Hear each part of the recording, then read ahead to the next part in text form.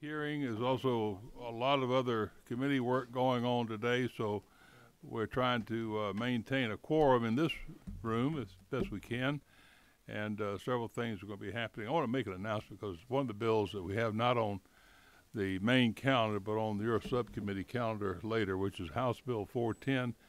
If I could see the hands of those who are here on House Bill 410. This is one dealing with the Homeowners Association fees and issues about that. We had some people I know of interest to that bill. I'm going to hold that bill up and really require the proponents and opponents to sit down together and work through trying to reach a resolution, as opposed to having expectations of this committee taking on. Ms. Stan, are you here on the hey, Stan, are you here on the House Bill 410? Okay, excuse me.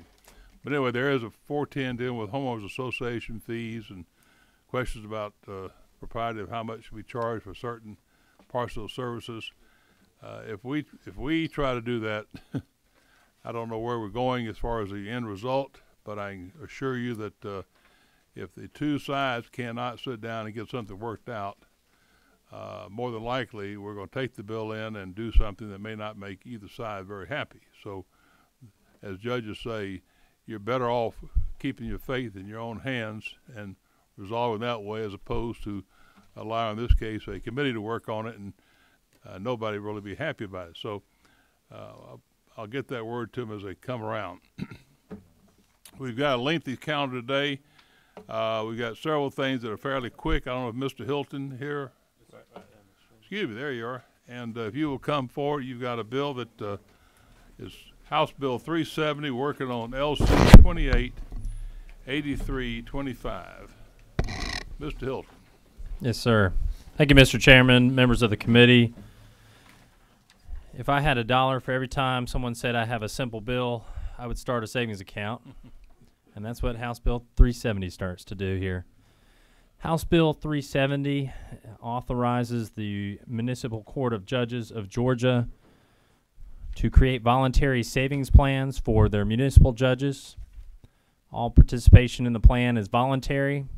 The savings plan is totally self-funded by the municipal judges. There's no financial obligation back to the state, counties, or cities. This is essentially allowing them to, once they are paid, set up an automatic draft into a savings account for their benefit on their behalf. Again, no financial obligation back to the state, just simply a mechanism for the municipal court judges to set up a savings plan on their behalf. Understood. And you brought some judges with you, I believe. Some of the finest in Georgia. Want to introduce your guests with you? I'm Judge Bobbitt from Lawrence County. Gary Jackson, Atlanta, President, Council Municipal Court Judges, urge approval. Urge approval. All right. Too long. Too long. Okay. Any questions of the presenter or the two judges? See none, and I appreciate that. Mr. Hilton, will anyone else wish to address the committee on House Bill 370? If not, we'll close all further public comment. The bill is now in the breast of the committee. The chair will entertain motions on House Bill 370. Motions do pass. Do we have a second? And there's been a second. Is there any discussion on the motion? No discussion. Are there any amendments? No amendments. The chair will call the main question, which do pass on House Bill 370. All in favor signify by saying aye. Aye. Opposed, like sign. Motion carries. Mr. Hilton, you'll be on for rules tomorrow, I hope. Yes, sir. Thank you, gentlemen. Thank you, sir. Thank you. Ladies and gentlemen. Mr. Dryer. Mr. Dryer here? Yes, I am. Thank you. There you are. Good deal. No, you can remain in your seat and just push your button. I think you're on number 7. There you are. If you will present to us House Bill 453. Thank you, Mr. Chairman. So I understand that the General Assembly recently added the judge of the probate court to the law library that each county has. This bill would also add the chief judge of the magistrate court. And a couple points on this. The chief judge is in the building where the law library is usually located. The magistrate court pays money into the law library, and oftentimes they pay a substantial amount, sometimes even a majority of the amount, into the law library. The other thing about the magistrate court is the magistrate court deals with a high number of pro se parties.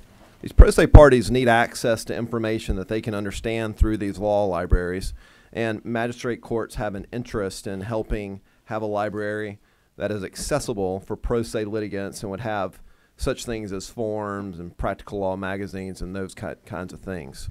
So this bill would just add the chief judge, of the magistrate court, as the magistrate court is already paying in to the county law library. Thank you. Any questions of the presenter? Members of the committee? I see none. Is there anyone else who wishes to address the committee on House Bill 453? Being none, you want to say anything, Judge Harvey? Mr. Chair, I'm Judge with the Magistrate Court of DeKalb County, Senior Judge now, and Legislative Chair of the Council of Magistrate Court Judges. I think everything the representative said is right on point, and the reason to have the chief judges on there, and we would certainly welcome this bill to pass. Thank you. Thank you. Anyone else wish to address the committee? If not, we will close off further public comment. The bill is now in the breast of the committee. Do we have a motion on House Bill 453? Move is due pass. Do we have a second? Any discussion on the motion? No discussion. Is there any amendments? There being no amendments, the chair will call the main question, which is a pass of House Bill 453. All in favor signify by saying aye. Aye. Opposed, like sign. Motion carries. Thank you. Thank you. Thank you very much. Yes, sir. Pardon me? Yeah. We're going to call up Mr. Fleming's bill, which is House Bill 359. We have, I know several people who have interest in this bill. And Mr. Fleming, you can remain in your present location if you like and present House Bill 359. If I could, Mr. Chairman, I brought my lawyer with me today. I'd like Ms. Quick to come forward if I could. She's worth every penny I've been paying her. Mr. Chairman, members of the committee, we passed this bill basically last year out of committee. It was actually signed by the governor, and because another bill signed later dealt with the same code section, the bill was no longer valid, I guess you would say, no longer law. So it's back before us again. The idea here behind House Bill 359 was from what some other states are doing when it comes to the attempt to keep children with somebody when the family breaks down who can care for them, is close to them already, and keeps families from having their kids go through the DFACS system. Basically what it is a power of attorney whereby the parent of a child can have another person that is close to them take over the parental role for a brief period of time. Like I said, we passed it last year. I think the concept is sound, keeping kids out of DFACS, keeping them with somebody they know, someone who's willing to step up and care for them, with the hope of getting these kids back to their parent much quicker. Of course, I do not practice family law. I always go to Ms. Quick whenever I have any questions regarding family law. She did a great job helping this committee work through a draft of a bill last year that we ultimately passed. And if you would allow, Mr. Chairman, I'm going to ask Ms. Quick if she would take us through the current version of House Bill 359, and then, of course, let the chair have discussion as he sees fit after that. Would that be okay? Yes, ma'am, sir. Yes. Good morning. Good afternoon now, rather, Ms. Quick. Mr. Chairman, how are you doing? Good to be here. I was present in the subcommittee when the changes were made to a sub, but I do not have a copy I appreciate of the that. current We're working off, by the way, LC 411123S. Thank you very much, Mr. Chairman. And as Representative Fleming said, this is familiar to the committee members who were here last year in terms of working through what was SB 3 and then became part of Representative Abstration's HB 887 as we went through. But in essence, this measure would allow a parent to delegate caregiving authority to an adult in an enumerated list of relatives or an individual associated with an organization licensed as a child placing agency or a nonprofit entity in good standing for a period not to exceed 1 year. And so the bulk of the measure is the form in terms of the new power of attorney form. The manner in which the measure was structured was to combine the existing grandparents' power of attorney into this new power of attorney, and in doing so, Ms. Travis worked with the original bill to update and modernize that form, as well as she was working through the process. So you'll see some of that as you go through in terms of the update there. But again, it is very similar and mirrors in large part the measure from last year. And so I'm happy to answer any questions the committee may have or the chairman has about. Thank you. It is a proposition we've had in this committee, I think now for, is this the 4th year? Decades. It's been a while. It seems But longer we've been than that, working Mr. on it. Chairman. We've been working on a lot, and we're still working on it. But I appreciate your efforts in bringing this to our attention again this year. Yes, ma'am. Ms. Oliver. I'm trying to remember from last year. Was the power of attorney form included in last year's bill? Yes, ma'am, it was, but it was not combined with the grandparents' statute last year. It was a separate power of attorney and a separate statutory outline. But otherwise, it's a similar structure. There are two issues, if my memory serves. In last year's bill, there was some language, forgive me for not knowing if it's in this substitute, that this procedure could not be used to establish a school residency for the purpose of admitting to school. In my district, City of Decatur School is very popular, and there's an awful lot of tension around whether you live there or not. And in my other school district, there are 106,000 children. So what protections does this version have that prevents a parent given a power of attorney for the purpose of establishing an address for school admission purposes? The original version, as filed, contained extensive language regarding those school issues, including the specific provision that you just asked about.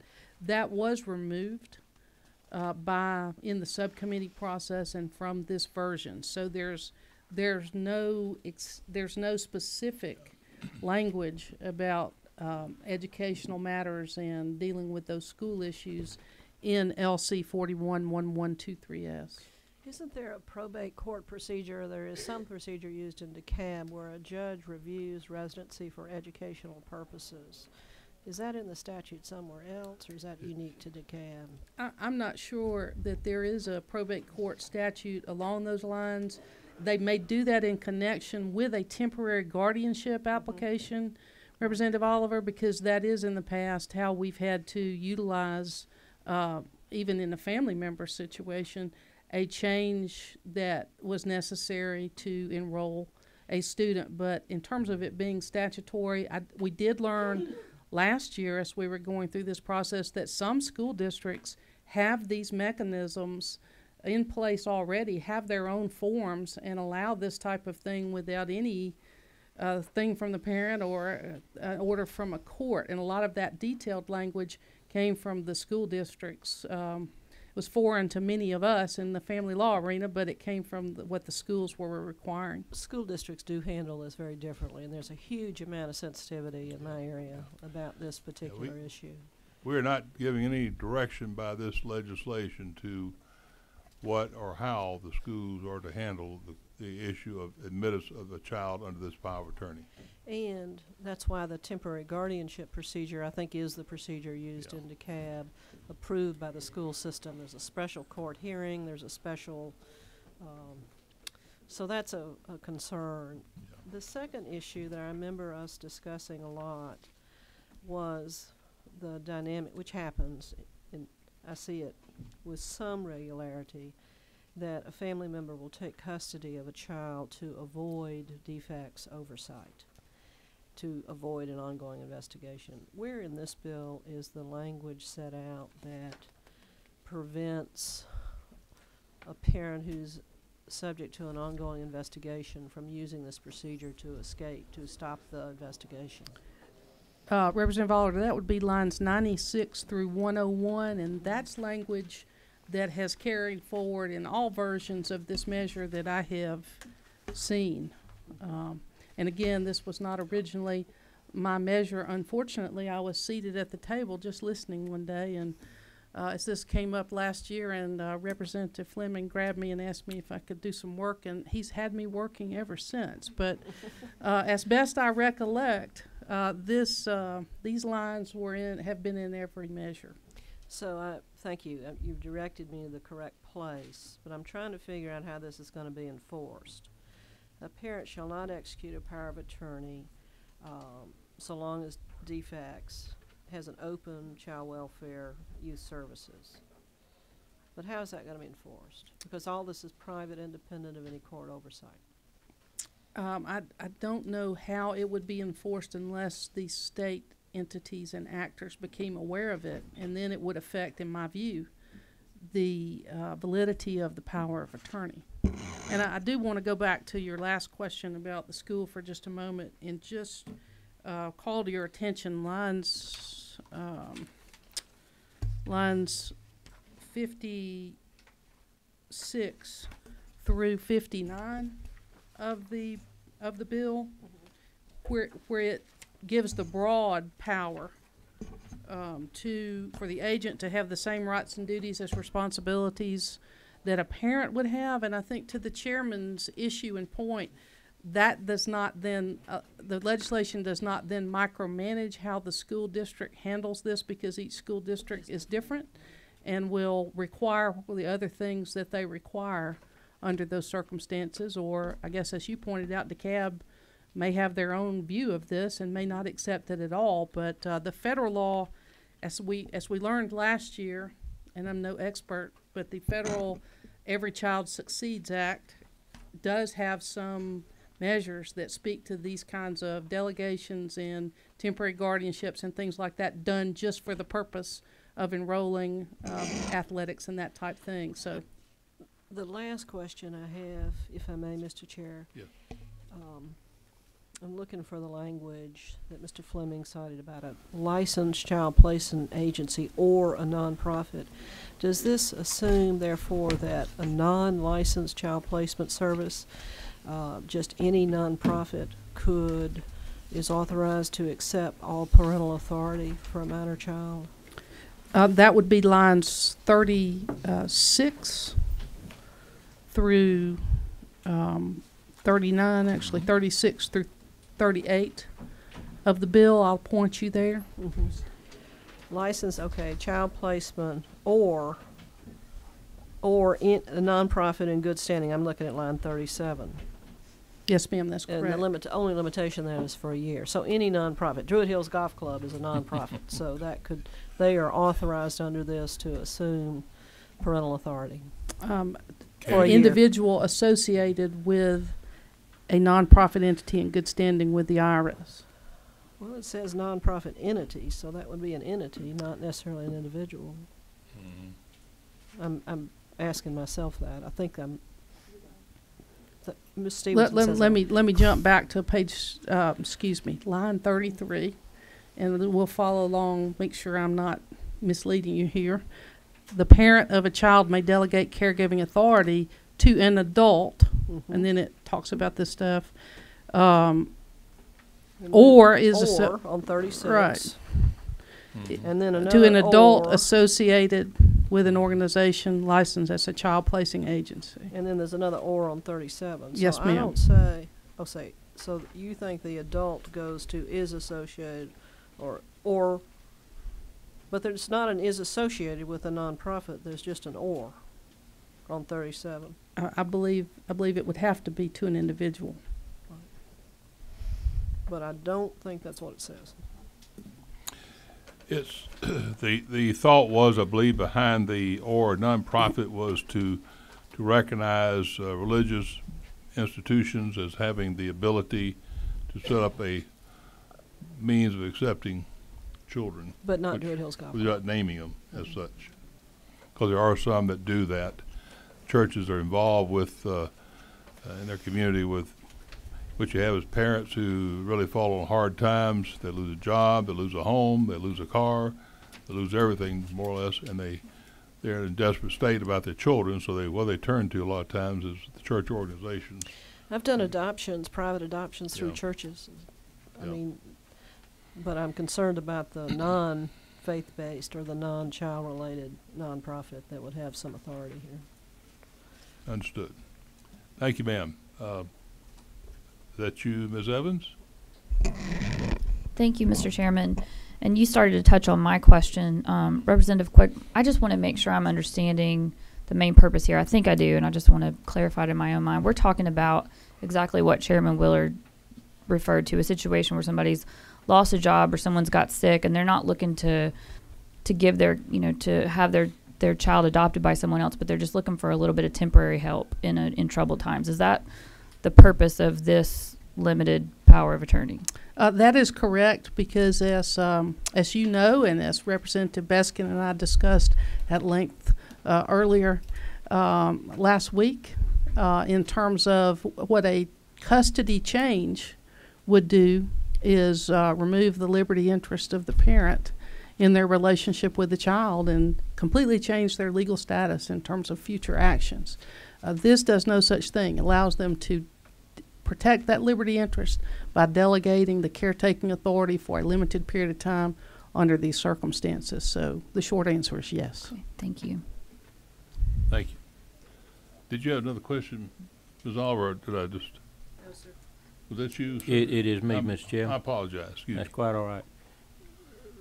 Representative Quick, I've got two questions possibly, and I think we discussed this last year, as I remember this bill was before this committee then, and I had the same problem then that I've got now, looking at starting on line 74 through line 79, and specifically line 77, where it says such notice shall constitute a change in material conditions or circumstances for the purpose of child custody modification proceedings.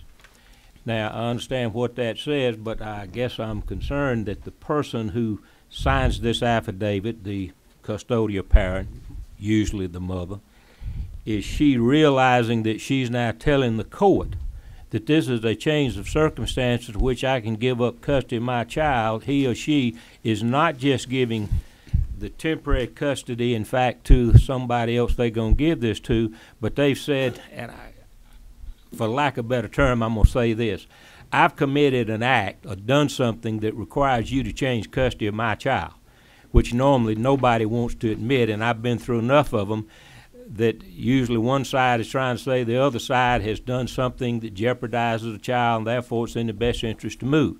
So is that what this is saying? Yes, and you actually hit on one of the policy discussions in crafting this, because as you know, but just for the benefit of folks who might not practice family law, there was a long time in this state that relocation of a child, moving of a child, was not a change in circumstance, but all that changed when the Supreme Court decided Bodney versus Bodney, and then, of course, extended that to visitation provisions in, I believe it was Dellinger versus Dellinger. And so the thought was this, Judge, that if relocation is a change in circumstance, that better to err on the side of, I think family lawyers believed that this would be a change in circumstance no matter what. It might or might not result in a change of custody, but to err on the side of disclosing it to the parent who's engaging in this transaction with the third party, to let them know that there may be a court that reviews this later in terms of delegating this caregiving authority and moving the child. All right, I've got two questions that, and you can certainly help, concerning this affidavit.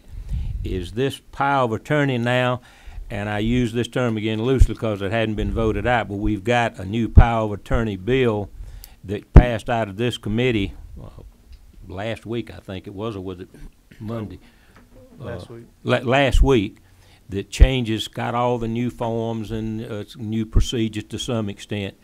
Would this comport with that, I guess, those new proceedings? And on line 107, I'm just, in reading this, might propose, and I want you to at least listen to this, that says that when you're talking about that this be filed with the probate court of the county in which the parent presides, to say that such power of attorney shall not be accepted for filing unless the court or a person authorized by the court has determined that the power of attorney substantially complies with this article, including that the requirement of criminal history, child abuse, neglect background has been fulfilled.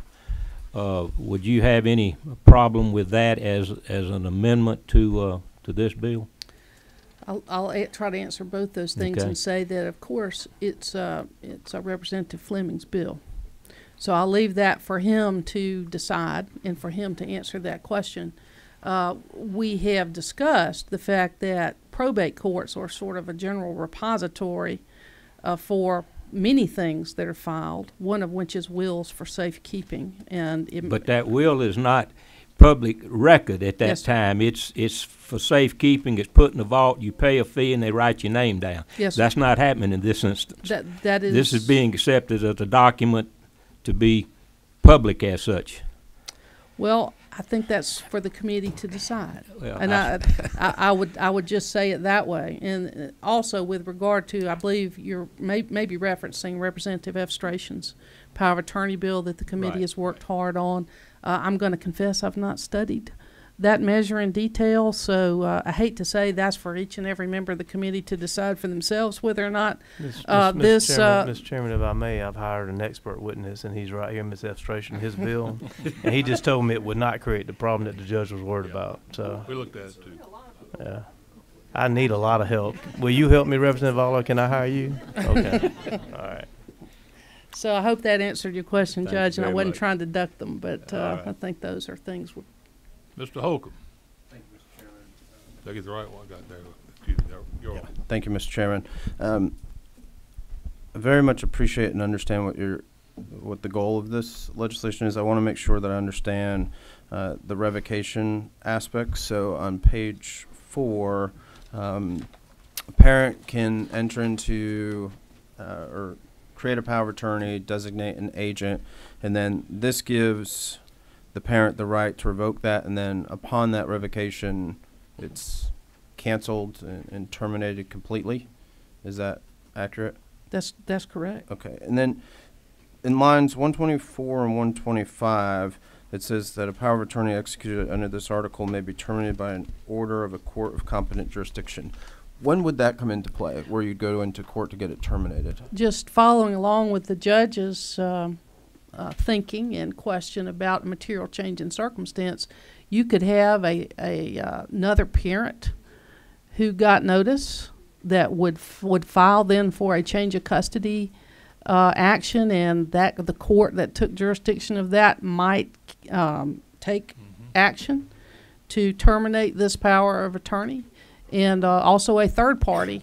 We have a list of third party relatives that can seek custody and would still have the right to do that even in the event of the execution of a power of attorney like that. It's not that the parent can prevent litigation by executing this power of attorney. It's not like a shield. Right. But the other litigants can use it as a sword. So that would be like a motion to terminate the power of attorney that was designated pursuant to this chapter. I think Right. in that context, the judge in domestic relations actions has very broad authority to enter ex parte orders and do many things, and that would be one of the mechanisms by which the power of attorney could be terminated by a court of competent jurisdiction. Okay. All right. Thank you. Any further questions of the presenter? And I'm going to ask you, Ms. Quick, we have handed to you what are some suggested and proposed amendments, and I will try and go through these with you. The first one is really just to clarify the language we have about the the child placing agency, and the term we use now is having a person who is associated with an organization. This is on line 36 of the present bill. Is associated with the organization licensed as a child placement agency. And it gave us some question about what is meant by the term associated. So we try to use a more legal term, and we're applying the term as an agent. Now what we mean by here is most of these child placement agencies we're talking about, or the ones I'm aware of, are ones that take in children and have prepared through training and all foster parents in their organization. And that would be the meaning of what we're talking about, someone that they have within their organization as an agent of that organization. So if that's what the first one's doing. The second one we have is, I better give the number of these things, sorry. First one I talked about was AM 410239. The second one is AM 410238. This one deals with let's go to the line where we're talking about line 151 to 156.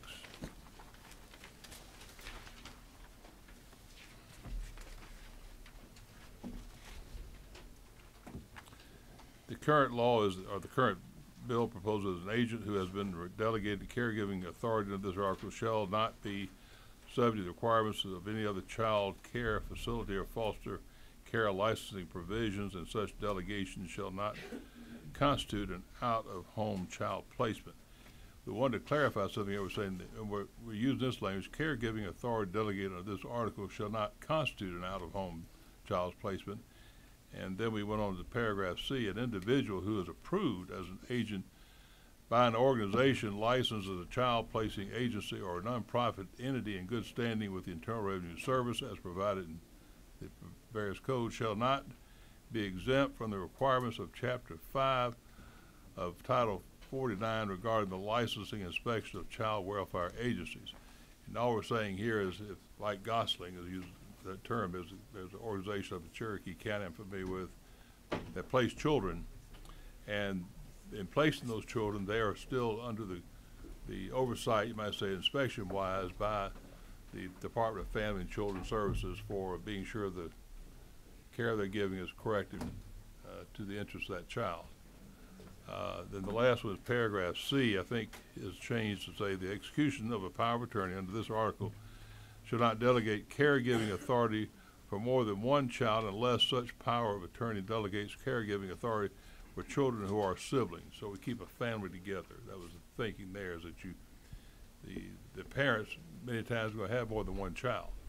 So they can give 3 or 4 children, and those 4 children can stay together with one group in one foster home type situation setting. So that's the purpose of that part of it. And the last one on the staple group is AM 410237, and this goes at line 33 and 36. I think you already covered That's that one one. it is. I'm Yeah, sorry, that's the yeah. first one you did, Mr. Chairman. That's different, yeah. What did I do? This one right here is the one Yeah. you hadn't covered. That's the one. Mine's 37, 38, That's the one you haven't 39, covered. 39, excuse me. I missed it.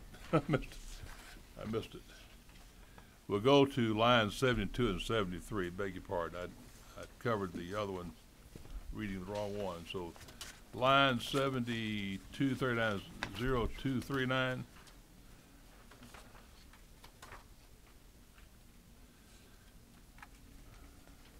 This will go in as a new paragraph afterwards. In the paragraph E, which would be added, would read, the child placing agency's license pursuant to Chapter 5 and Title 49 or nonprofit entities in good standing with the Internal Revenue Service shall maintain a record of all powers of attorney executed by individuals approved as their agents under this article for at least 5 years after the expiration of such powers of attorney. So we have a record of what went on with that agency and the children they received, et cetera. So that was the 3 proposed amendments regarding that item. We want to open for discussion. Do you have any thoughts or comments about these, or are you seeing them for the first time? I'm seeing them for the first time, but I just have a question about the area of the amendments that I have no expertise in, and so this would be on AM 410238 in the new proposed subparagraph C, where the amendment states that the approved individual for the nonprofit entity is not exempt from the requirements of Chapter 5 of Title 49 regarding the licensing and inspection of child welfare agencies. I don't know what those provisions are, so somebody who has some expertise would have to speak to those if anybody's got questions about that, because what that would mean for that individual, or in particular that nonprofit, which might be a faith-based organization, would be unknown to me, Mr. Chairman. Thank you. Ms. Oliver, do you have any questions? I think I see your light blinking. Yes, sir. Thank you. Go I ahead. want to follow up with Representative Holcomb's focus on lines 124 and 125.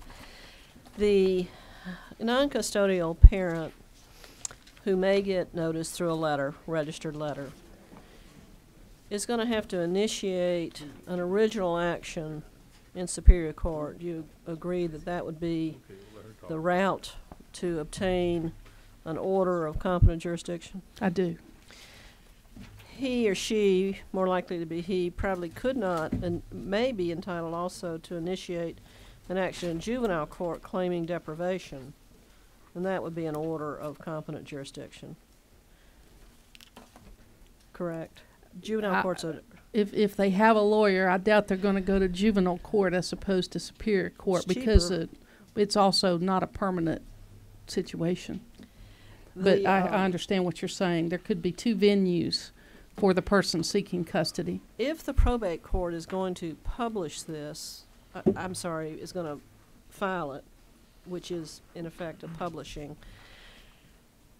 there is a procedure whereby probate courts send matters to juvenile court for certain issues of allegations of deprivation. I can't cite you the statute, and I'm trying to figure out, if I'm a probate judge and I'm seeing this come in, what do I do to make sure that the child's interest somewhere is represented?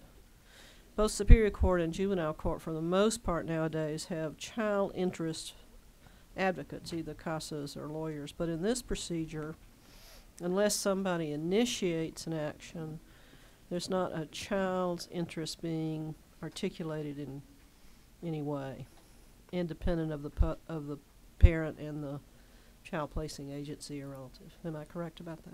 Yes.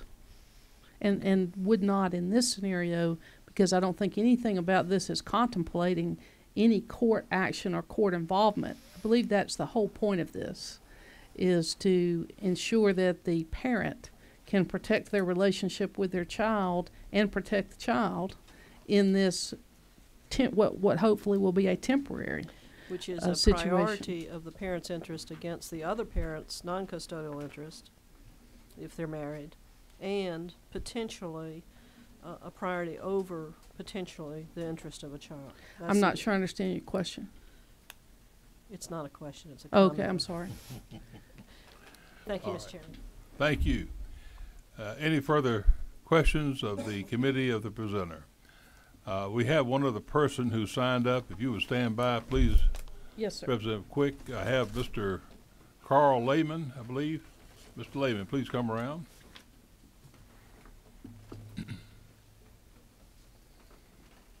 Good afternoon, sir. Good afternoon. Could you give us your Mr. name Chairman? and who you represent? I'm Carl Lehman. I'm the President and Chief Executive Officer of ChildKind. We're a child placing agency, and we provide skilled in-home nursing and early intervention services for children with medical and developmental disabilities. I also have served, I've been in this role at ChildKind, or I've been at ChildKind for 22 years, been working in some capacity as a board member or in child welfare for about 32 years, not trying to overstate my age. And I'm also been serving for the last 12 years on the Child Protective Services Advisory Committee, and that is one of 3 captive panels from the Child Abuse Prevention and Treatment Act, which Georgia receives funding. It mandates 3 panels. There's the Child Fatality Review Committee, there's the Juvenile Justice Act Committee, and my committee, which I'm the co-chair, is the Child Protective Services Advisory Committee. And what we are charged to do in this role is to examine the activities and the systems of Georgia's Child Protective Services system. And it's more in that capacity that I'm coming to you. And long ago, prior to working in child welfare, if there's a time before that, this is probably way back into the Coolidge or Harding administration when I was working in banking. Actually, on my first day at this bank, they would throw you before the bank auditor, who was a very frightful person. And he wrote on the blackboard, DNTA, and he said, always remember that. And what it means, and it was drilled into us, what it means is do not trust anybody. And from my experience, spending 12 years on the Child Protective Services Advisory Committee and working with the folks on the Child Fatality Review Committee, this bill places too much emphasis on trust and goodwill for my comfort. For example, the statement in here, an agent shall certify that he or she is not currently on the state sexual offender registry or child abuse registry in the state, et cetera, et cetera. I would think anyone who's a sex offender would obviously want to certify that they're not a sex offender. But unless you have some type of system that mandates reviewing the child sex offender registry, for the life of me, if you're going to move a child to another home, I can't understand why the legislature wouldn't demand that. So my concerns really are threefold on the bill. The first is, in my opinion, reading the bill and having spent so many years seeing so many things go wrong for children, this creates an ease of participation for criminals and sex offenders, in my opinion. It's far too loose. The second issue is I'm also have been an ordained elder in the Presbyterian Church and also served on a leadership role in other congregations. But I can tell you this now, under current rules and liability rules in churches, from my experience, at least in the Presbyterian Church and the Methodist Church, there's greater oversight of the volunteer Sunday school teachers than exists in this bill. So for our liability insurance in a church, we have to do sex offender registry checks and criminal background checks because for liability purposes, the congregation does not want any possibility of a sex offender coming into contact with a child under any circumstances. And in my opinion, just requiring the certification of someone that they're not a sex offender does not hold water.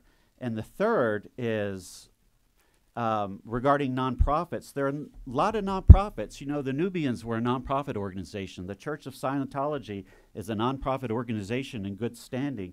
So how do we then really look at an individual's or potential guardian's association with a nonprofit agency? What kind of agency are we talking about? Because there are many, many, many different kinds of nonprofit organizations.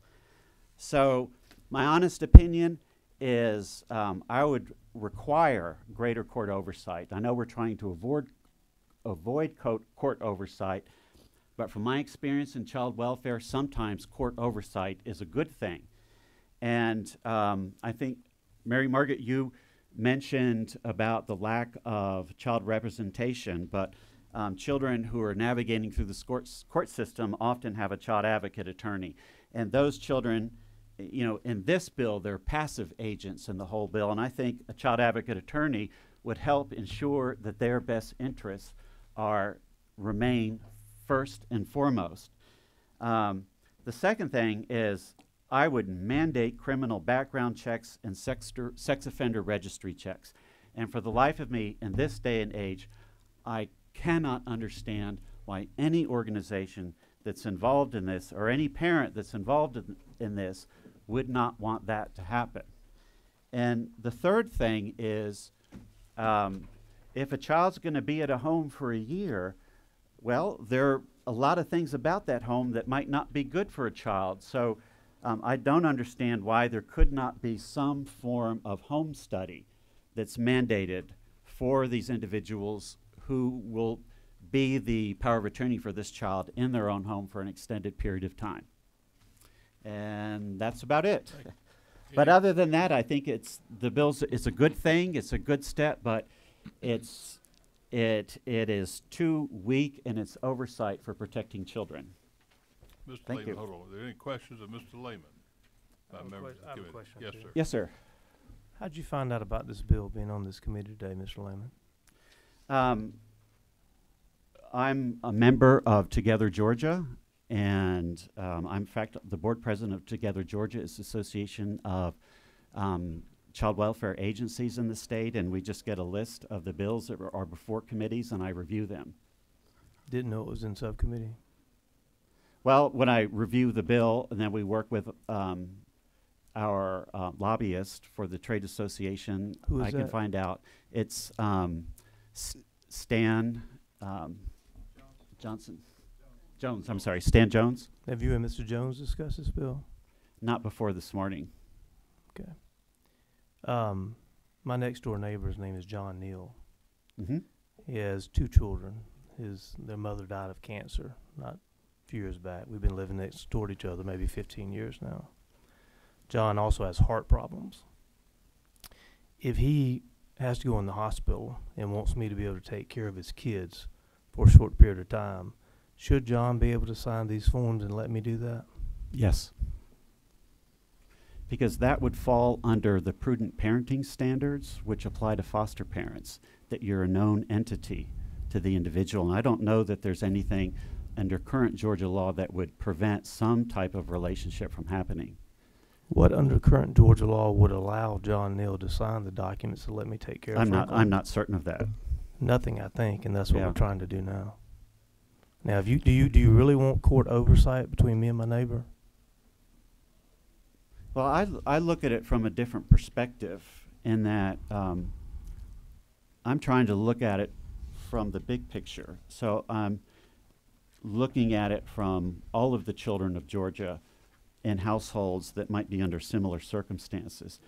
And from my perspective, looking at the bill, it's far too easy for someone, even a neighbor, and sometimes someone who a family knows, and I cannot tell you how many times I've seen this, that is a sex offender. Tell me about one And time you've seen it.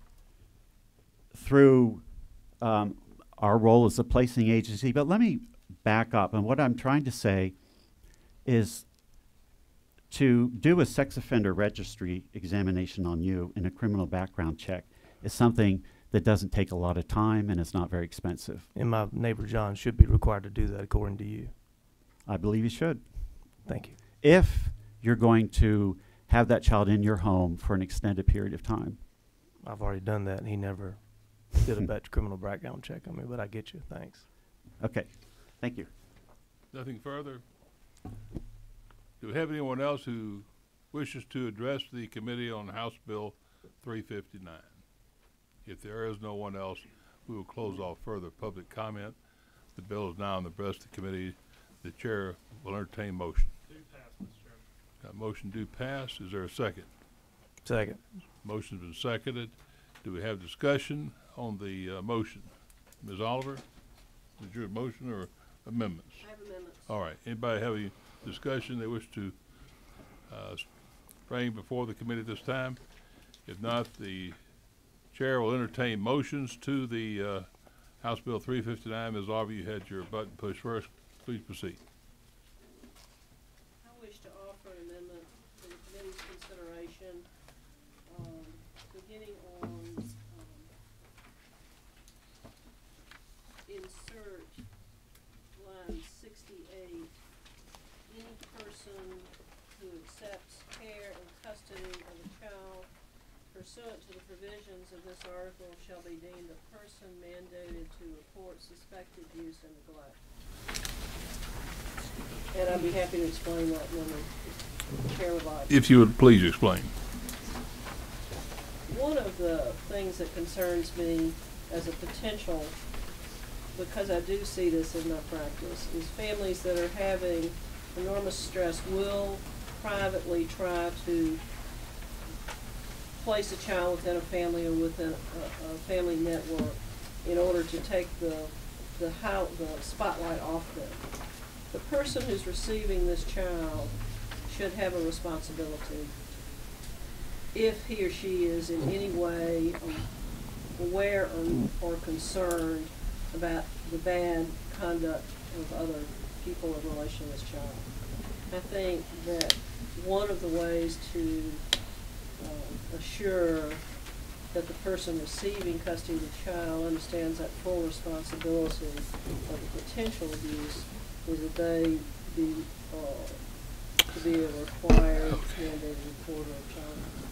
May I ask for clarification? I know that we have in the state and in statutes recognized certain caregivers, teachers, nurses, medical professional people who have the obligation by law to report if they have suspicion of child abuse. Is that what you're putting this caregiver in that category? Yes, sir. Right. Okay. So it's not what if they receive a child and they suspect there's been abuse of that child, they would need to report that matter. Or if the person for whom they're receiving continues to have contact with the child, Okay. continues in some way to interfere with authority that's been granted to them. We've got several buttons. I'm going to ask if you want to inquire of Ms. Oliver about her amendment. Raise your hand. All right. Mr. Kelly. I want to just ask my friend a question and then maybe offer my thoughts as to why I'm probably going to oppose this amendment. Our goal here is to get children out of maybe a bad situation and into a good one.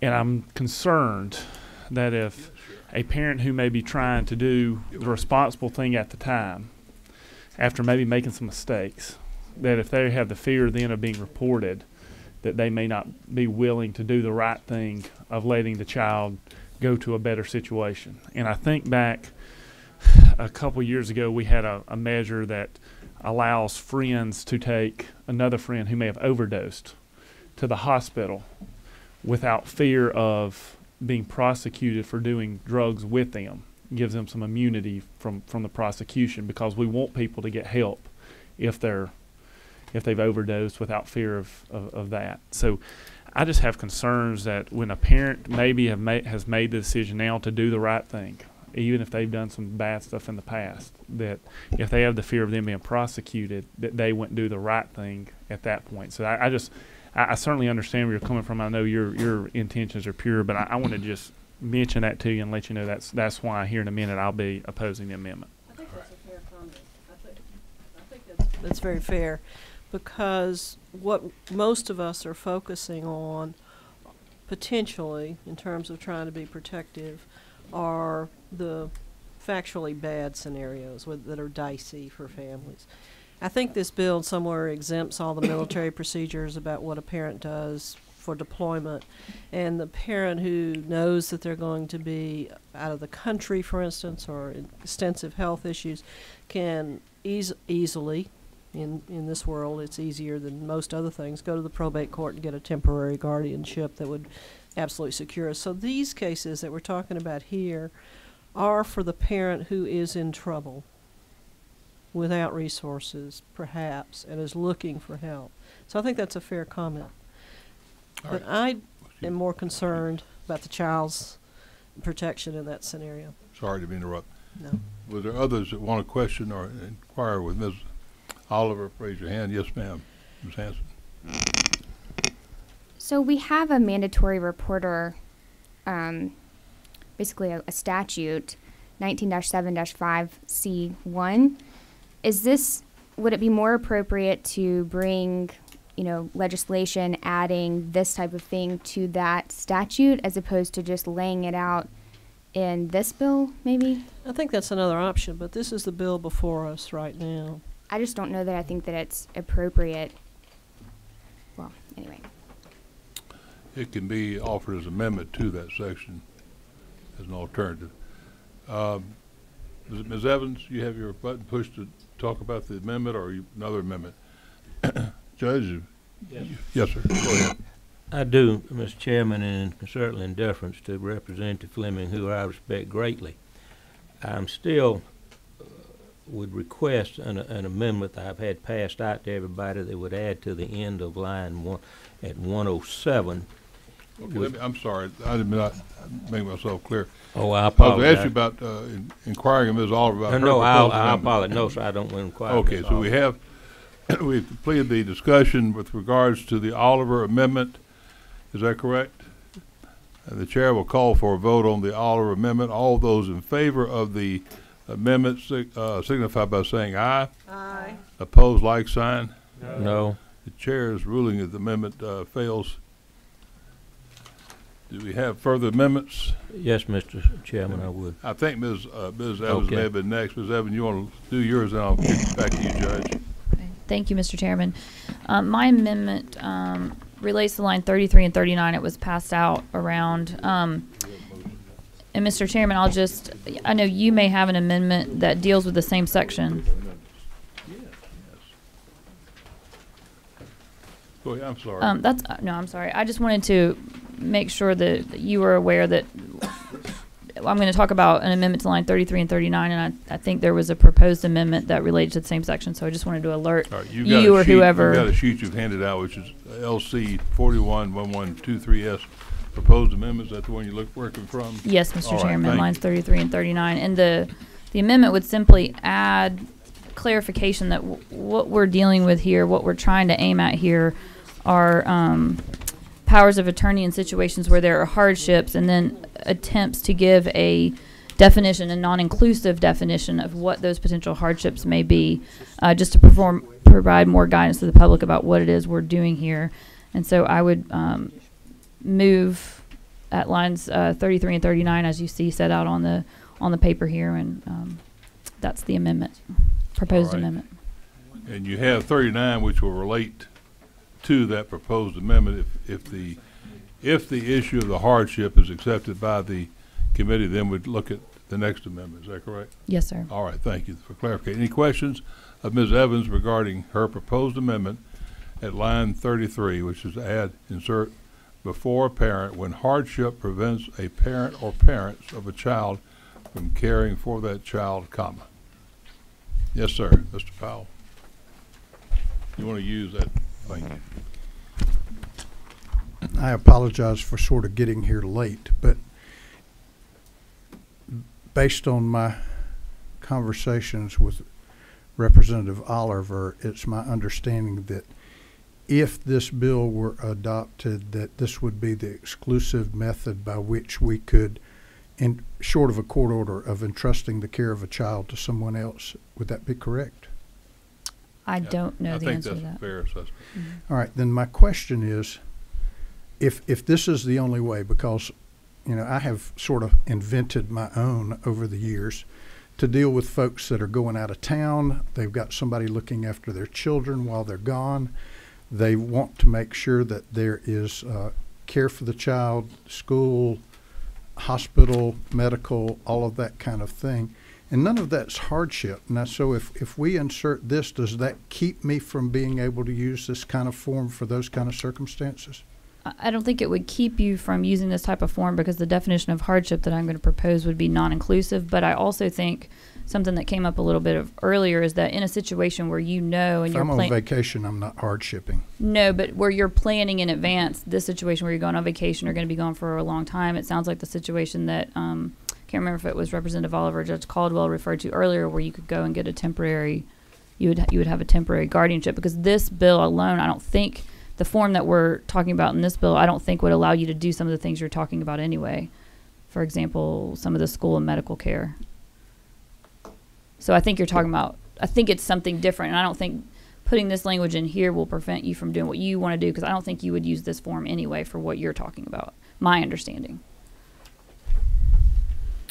All right. Any further inquiries of the presenter of the amendment? If there are none, we will call the question, which is on the proposed amendment of line 33, Ms. Evans' first amendment. All those in favor signify by saying aye. Aye. Opposed, like sign. No. Chair's in doubt. We're going to have a raise of hands with this one, I'm afraid. All those in favor of the amendment, please raise your right hand. 1, 2, 3, 4, 5, 6. Opposed, like sign. Raise your right hand. 1, 2, 3, 4, 5, 6. And the chair votes against the amendment. We won't go to your line 39, remember, with that, right? Okay. We could define it just for fun. Sorry? We could define it just for fun. Okay, for fun. Having a lot of fun already, aren't we? It's just getting started. I have proposed on your desk 3 amendments, and I am going to offer these to the committee. First is AM 410239, which is the amendment at line 72 to 73. If you would turn to that page and those lines with me, this is adding a new paragraph, which would be a paragraph C, which I will read as follows. So the audience understands: the child placing agency's license pursuant to Chapter 5 of Title 49 or nonprofit entities in good standing with the Internal Revenue Service as provided for in this code section shall maintain a record of all powers of attorney executed by individuals approved as their agents under this article for at least 5 years after the expiration of such powers of attorney. And the purpose is just so we do have a record of if the agency receiving it, as issue comes up later regarding child care or the placement issues, there is a record that can be located for that purpose. And I would propose that as an amendment to the bill at the appropriate spot. Is there a second? Second. It's been seconded. Is there any discussion on the proposed amendment or any inquiries? If there are none, the chair will call the question, which is Amendment Willard 1, AM 410239. All in favor signify by saying aye. Aye. Opposed, like sign. That motion carries. Willard Amendment number 2 will be AM 410238. And this is going at line 151 to 156 in the bill. If you come over with me to that placement. We are changing the language of paragraph B, and the proposed change is caregiving authority delegated under this article shall not constitute an out-of-home child placement. And the purpose of that is to clarify under what circumstances that child has been placed with this individual under the power of attorney. Is there any discussion? Any comments? And then the paragraph C would be an individual who is approved. This is a replacement also of paragraph C. An individual who is approved as an agent by an organization licensed as a child placement agency or a nonprofit entity in good standing with the Internal Revenue Service as provided for in Section A, Code Section 199-122 shall not be exempt from the requirements of Chapter 5 of 49 regarding licensing and inspection of the child welfare agencies. And what this is addressing is these agencies currently have a licensing requirement that of any children placed with them. There is inspection requirements that are to be maintained. We did not want to try to separate a child coming to these agencies from those already having the necessary inspection requirements of the law. So it'd be all in the same standards to those children with these particular agencies. And paragraph D, which is a new paragraph, the execution of a power of attorney under this article shall not delegate caregiving authority for more than one child unless such power of attorney delegates caregiving authority for children who are siblings.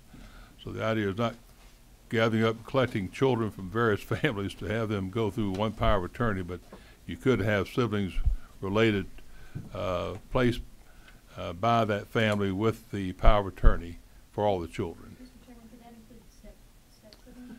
It would. It would. I guess we ought to say siblings or stepchildren or related stepchildren. Or so would it be step siblings be a proper term? Counsel?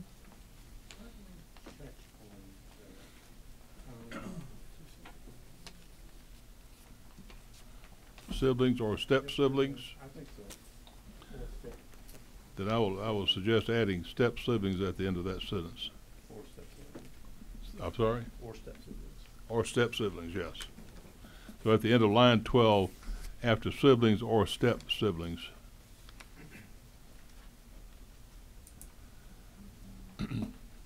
With that addition, I would propose Amendment 410238. Is there a second? Second. The amendment's been seconded. Is there discussion, further inquiry about the proposed amendment, Willard 2? If not, we'll call the question. All in favor signify by saying aye. Aye. Opposed, like sign. That motion carries.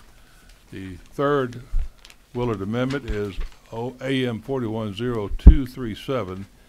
And this is where we've just clarified the term as opposed to saying associate with. We've gone to the more recognized legal term of agent.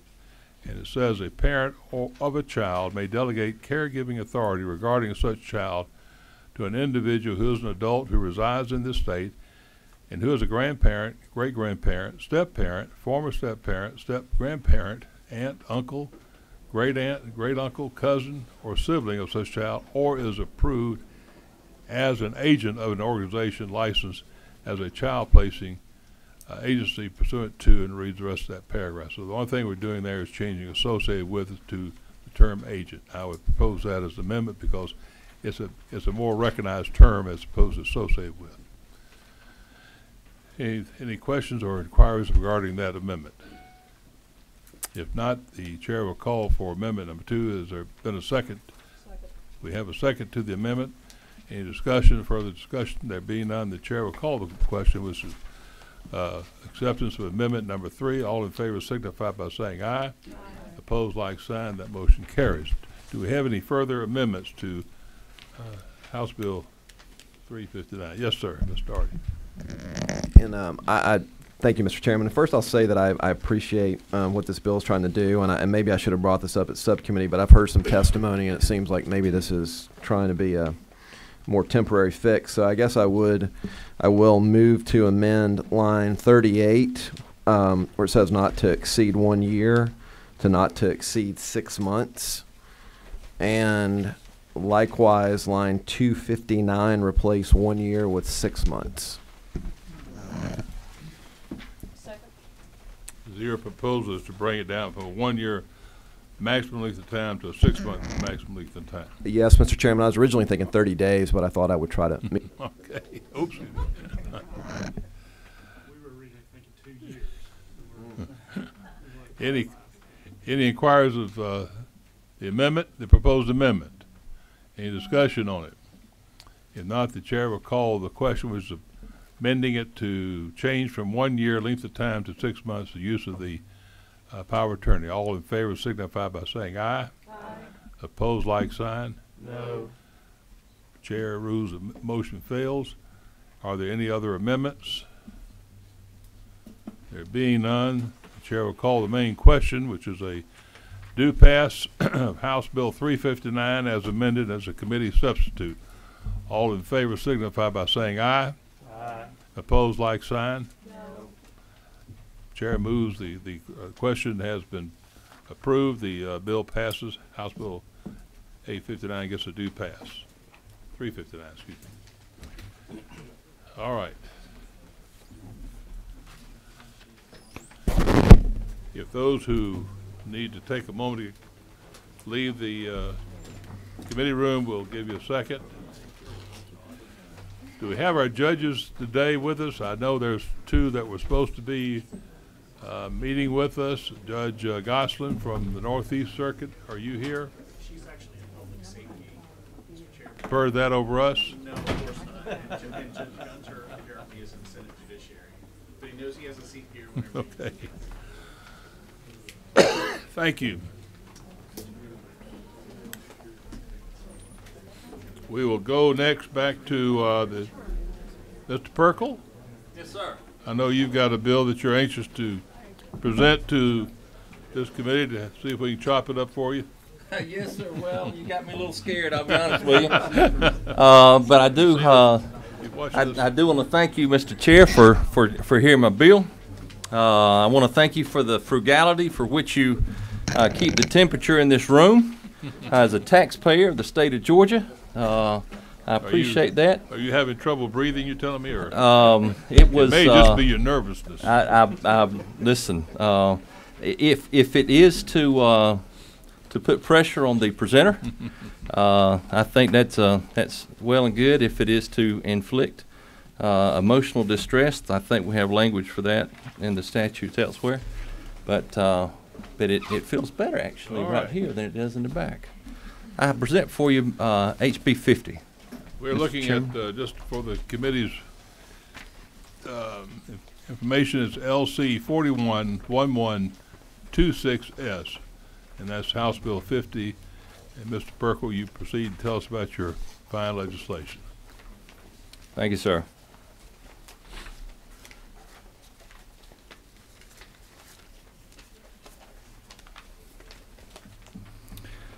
This bill adds livestock activities to Title 4 of Chapter 12 of the Official Code of Georgia. The current language only includes equine and llamas. This bill is put forth as to be an advocate for 4-H and FFA and the livestock activities. The governor of this great state, Speaker of our House, have spoken many times on the subject of encouraging more kids to get involved. We don't want you using names like that to influence us. And FFA. Well, it's for the children. Thank you, Mr. Chair. It has been shown. It's been shown time again that kids engage in these activities. They are leaders. They learn responsibility, perseverance. They learn discipline from these things. And we have encouraged them to become more involved, and which is the crux of this bill, to get more 4-Hers and FFAers involved in the livestock activities. And in Scripture we read in Isaiah that the lion shall lay down, or the wolf shall indwell with the lamb. That's in Isaiah. In this bill, we actually have the trial lawyers and the cattlemen getting together on this bill, and we have. Which one's the wolf? Yeah, that's in this committee. I will let you decide. But it was from a lot of input from both sides to strike a compromise and a balance. And I want to thank the chair for looking at this bill with open eyes and providing some insight in making this. And really it is pretty simple, and all of you can understand this legislation quite well. But we simply add livestock activities in the stead. They do not have the same protections as equine, and there are 2 amendments. At what point do you want to bring those in, Mr. Chair? We'll wait till the end. You can talk about them, but you might want to just cover the bill as to what you're wanting to do is really set up a limiting issue of liability for those who provide this type of service, correct? And that's what it is. 7.2 is livestock activity, so it defines what the livestock activity is of those that participates engaging in grazing and herding, feeding, branding, boarding, milking, etc.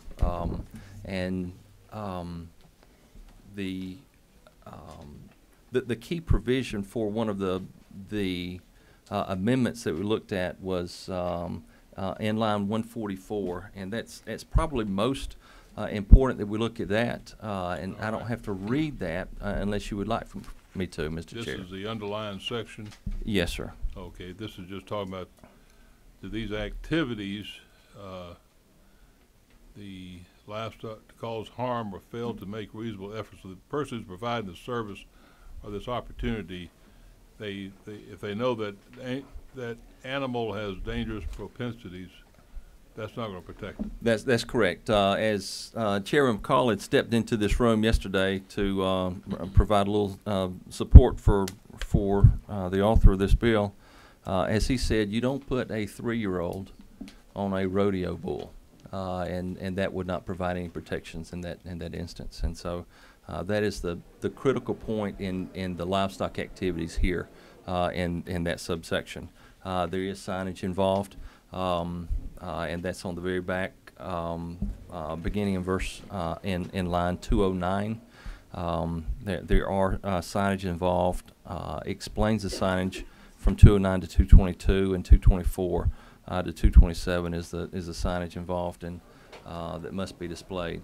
Mr. Chairman, this bill is one and really to encourage more kids to get involved in these type activities, and I would stand for questions, sir. Any questions of the presenter on House Bill 50? I see none. Mr. Perkle, I think we're all this committee wanted to be sure children have the opportunity to go pet chickens. Thank you, sir. And do we have anyone wish to address the committee on House Bill 50? I see none. We will close off further public comment. And House Bill 50 is now in the breast of the committee. The chair will entertain motions. Is there a motion? Motion is due pass. Any discussion on the motion?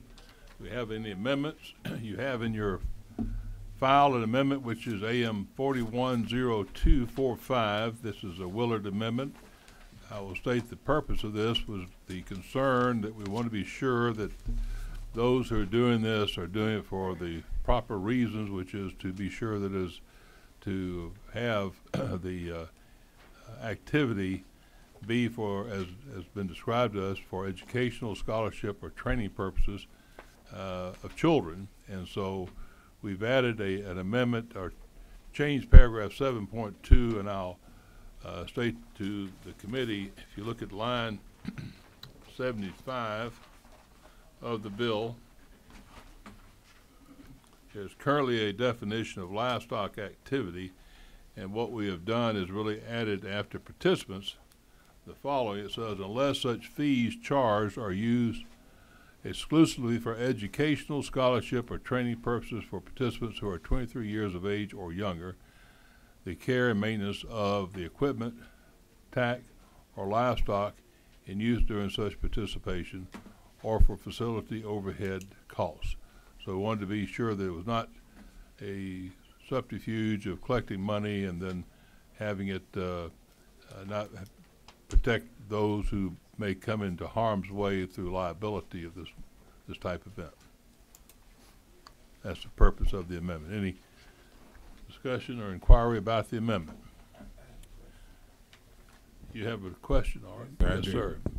How, and I agree with the text of the amendment, but how is this going to be enforced? I mean, is there going to be any kind of audits done, or how are you going to know that? Not really, but what you're having is, of course, the purpose of this bill, part of this, you're removing liability.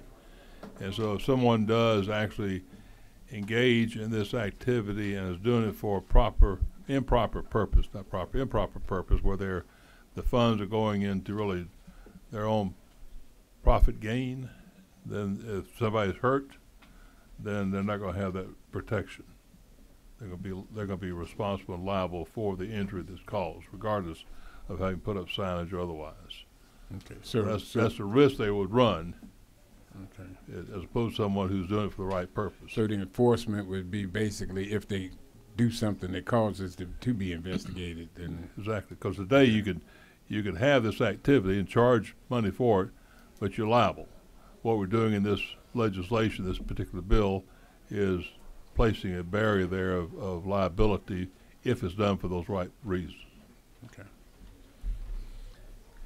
Any further questions or inquiry? If not, we'll call on the Willard Amendment. All in favor of the amendment signify by saying aye. Aye. Opposed, like sign. Amendment carries. Kind of a weak response to it, but I'll take it, Mr. Chairman. We'll take it. There are two people. Any further amendments to be offered on House Bill 50?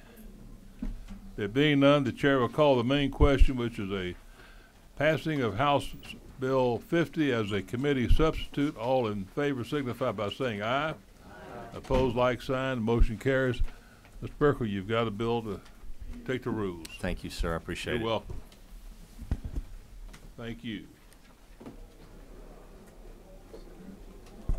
We next have is the, Ms. Beskin, I'm going to hold your bill for a minute. that's all right. No, coming down the list here, but I'm trying to see who else is here. You've got your bill, Mr. Hilton. I'm gonna go ahead and call you up on LC 41. I'm sorry, House Bill 433, LC 411079S. This is the property writ of possession bill. Yes, sir. Your favorite. Since it's Mardi Gras, I'll keep it short so we can go out of here and get our beads. As a banker, I will do my best to describe this in layman's terms, because that's how it was described to me, and I think it helped me understand what the issue was. So I'll describe the issue and then how we're trying to solve it here. This bill was brought to me by my chief magistrate judge in Gwinnett County, Christina Bloom, who is president of their chief magistrate council. And this was, as they were developing their list of legislative priorities, top of the list for them for this session, so it was brought to us to help resolve. The issue at hand is has to do with landlords and tenants. You have a landlord who will go to court, get a judgment, receive a writ, and about half of the times those writs are electronically sent to the sheriff to then execute. The other half of the time that writ is given to the landlord for them to then take to the sheriff for execution. What is happening, and this is why I sort of affectionately term this the slumlord bill, in some instances there are some bad actors of landlords who will receive that writ and not take it to their sheriff within a specified time, and will essentially use that writ as a tool to hold over the tenant of the property. So the tenant will come in, maybe make a payment. The writ will not expire. They'll continue to hold on to that writ, and maybe 6 months down the road, they then go to the sheriff for execution. The sheriff then has a good bit of confusion on his part as to whether that is actually still a legitimate writ, and then has to go back to the magistrate judge, and there's just kind of a lot of confusion and mess in the process. So the magistrate judges have asked us to put some definition around how long that landlord has to deliver that writ to the sheriff. So in the bill you find before yourself here, we spell out 30 days after issuance or otherwise extended by the court. Let me stop you right there. Yes, sir. I put this bill in the file. It is not the bill that came out of the subcommittee. Correct. I was going to have this done as a committee substitute to your bill. And the reason we're doing that is because there was some concern that I felt with regards to the meaning of, it didn't say date of issuance, it said presentation, and nobody knows what it means by presentation. And that means, I think the attempt was to mean when it was given to you, the sheriff or the marshal. Yep. And there's nothing in law that calls for a time of recording of that occurring.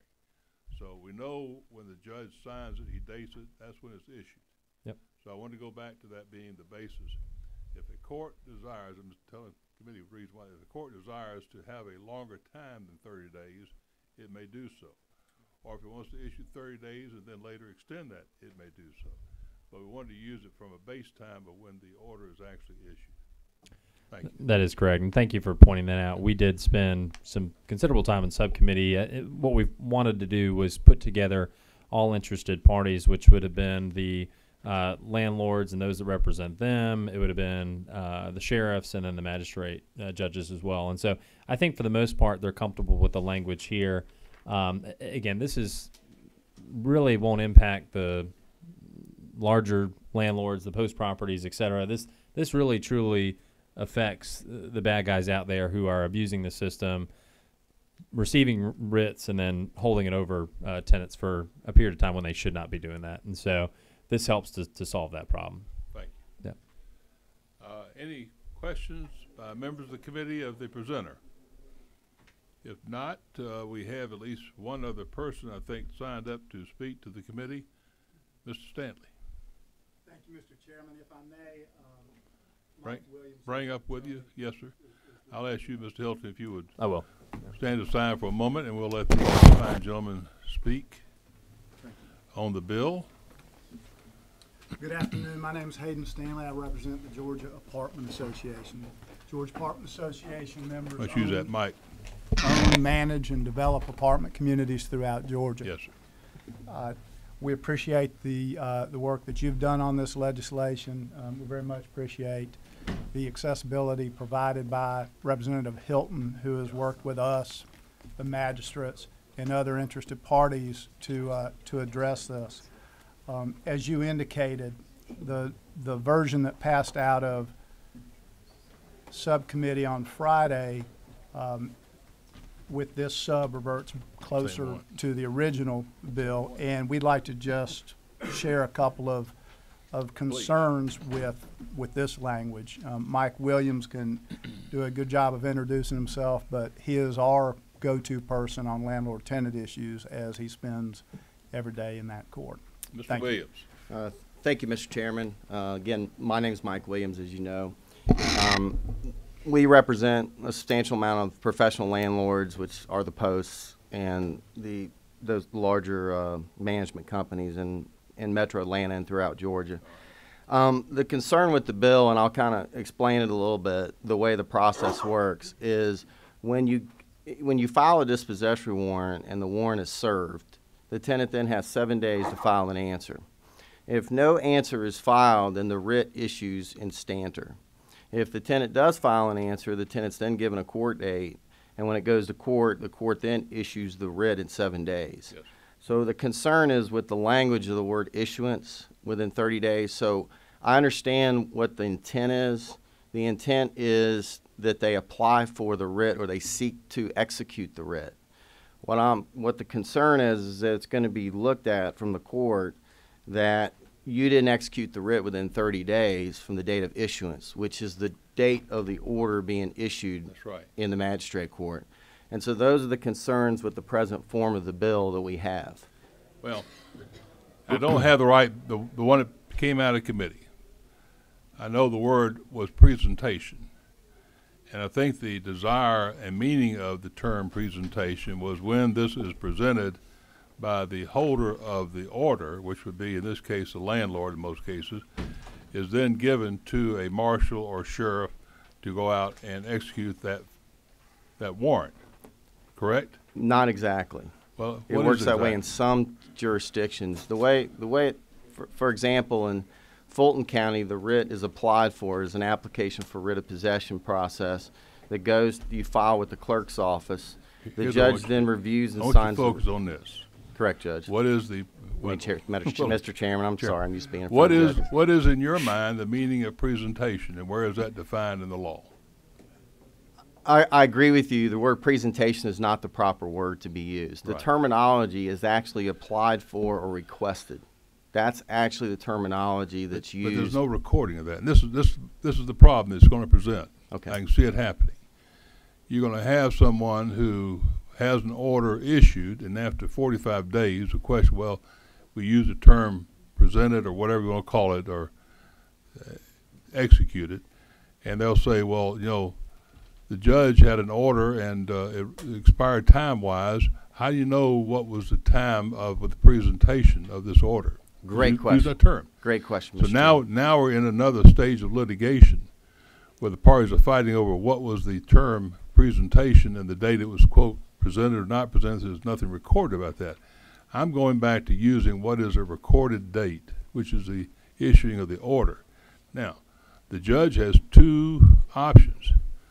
The judge can issue it, which he has a right under this law, for more than 30 days.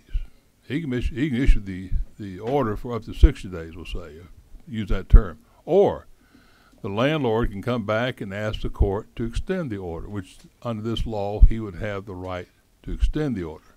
But we're always operating from a date known, which is when the judge signed that order. Understood. And if I may. Please.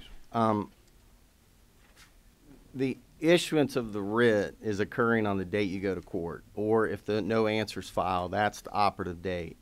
So if the writ's not executed, which happens in many cases, beyond 30 days, you'd have to have an order from the court under this present form. What would be a cause for not being executed within the 30-day period of time? There could be several options. Number one, there's a delay in backup in the number of evictions that are occurring. Number two, there could have been a bankruptcy proceeding that was filed on the 8th day of the time the answer's filed, and then the stay was lifted. There could be a federal removal action. There are various components that would delay the landlord's right to obtain a writ and be able to execute it within the 30-day period. But I'm still saying, without having something that's a known and defined date, which is when that order is signed, I don't know how anybody will. Can I address your clarify. concerns? All right.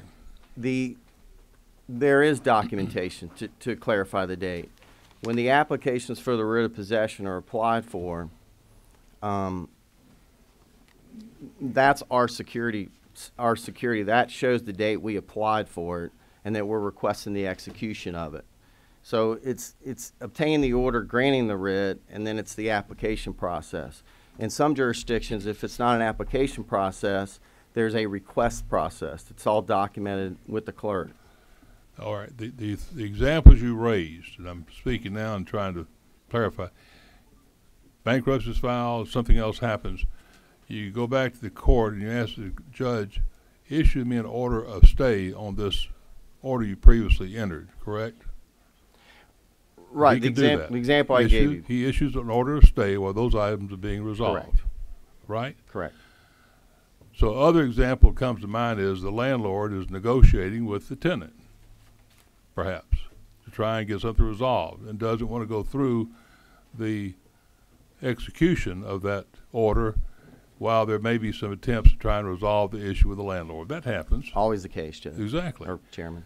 So, but again, we don't have it being executed. We have the desire of the landlord to try and hopefully resolve this without going to that extent, which is admirable. We want to encourage that.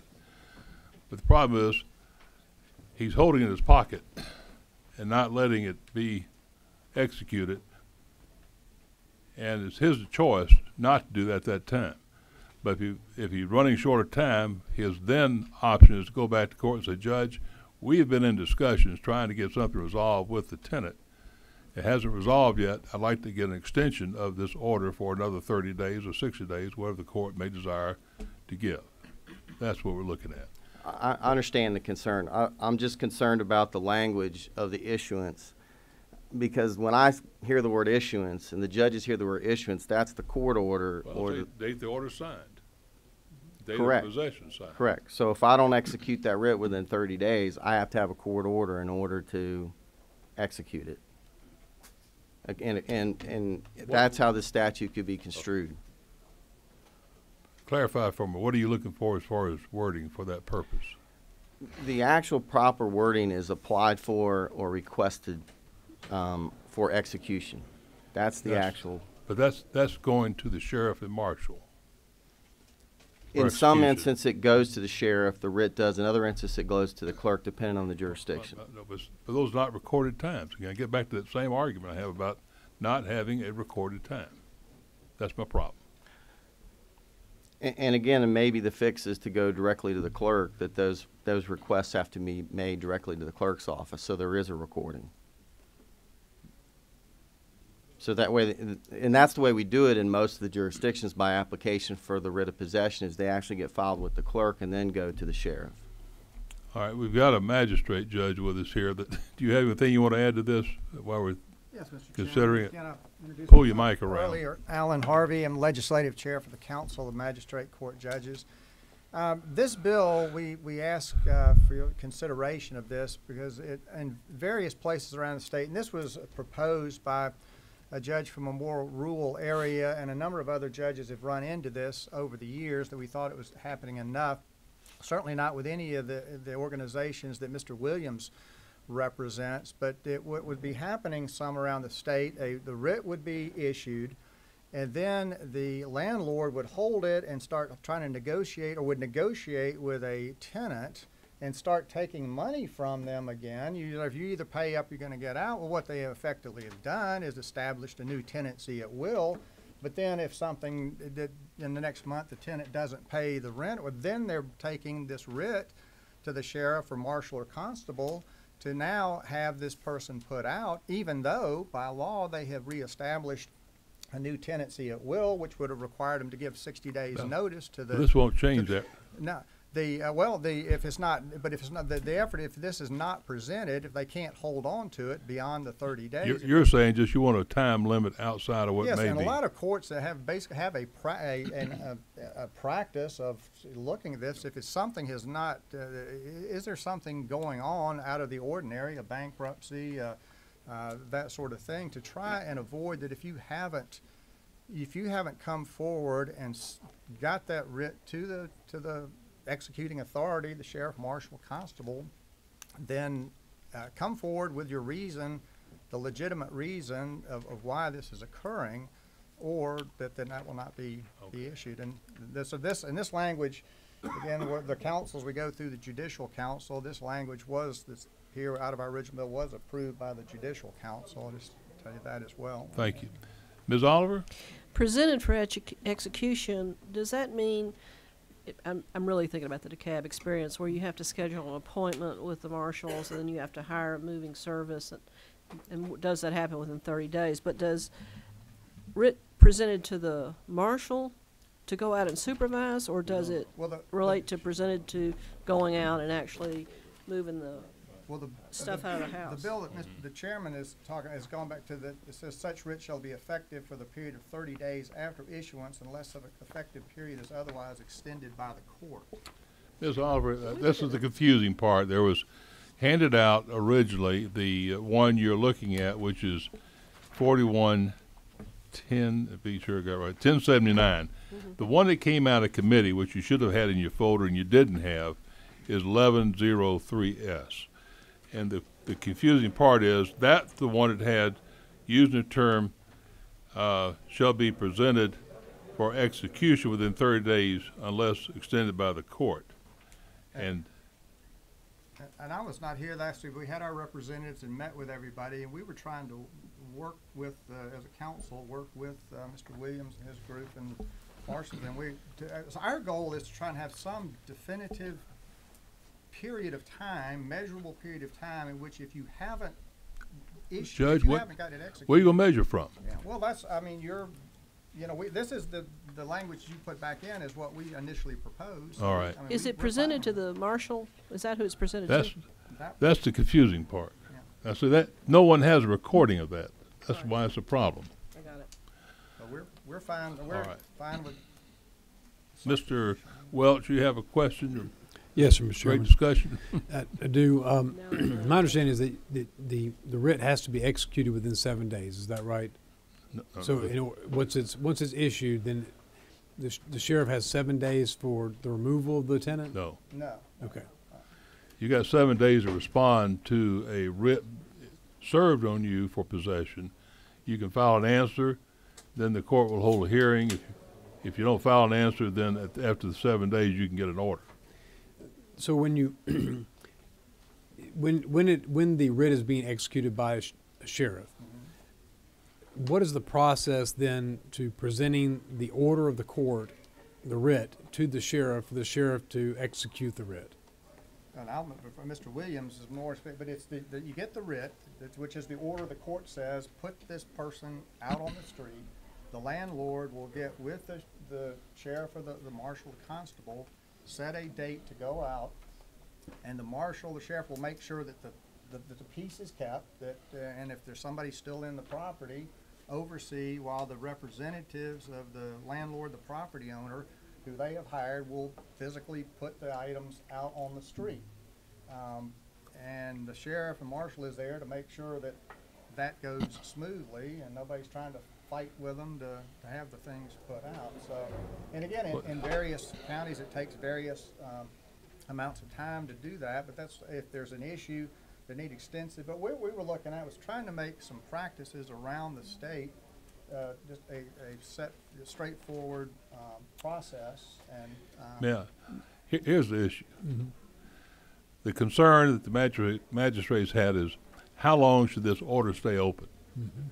So they want to have a timeline that says the order is not good past a certain date unless the court has extended that order. So we're all in agreement that should be done. The question is measuring this timeline. And the two things were being brought up. One is from the issuance of the order, which is a known date, because when the judge signed the order. the request has been from execution, when it's been presented to the sheriff for going forward with the removal of the property and the people from the premises. The problem is there's nothing to show a date of that when it happens. And I'm saying under this provision of law, there's a right for the court to extend the order measuring from the date when it was issued.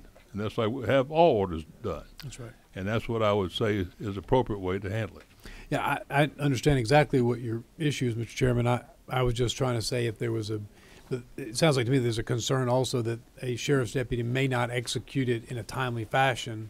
It's not, no, our concern from is not that the sheriffs and marshals constables are not out there doing their job. We understand that they may have a backlog on cases, and if you're in a county where there is a backlog, the judge can sign an order saying that they're not going to be able to get to it. So this has absolutely nothing to do with the sheriff marshals doing their job.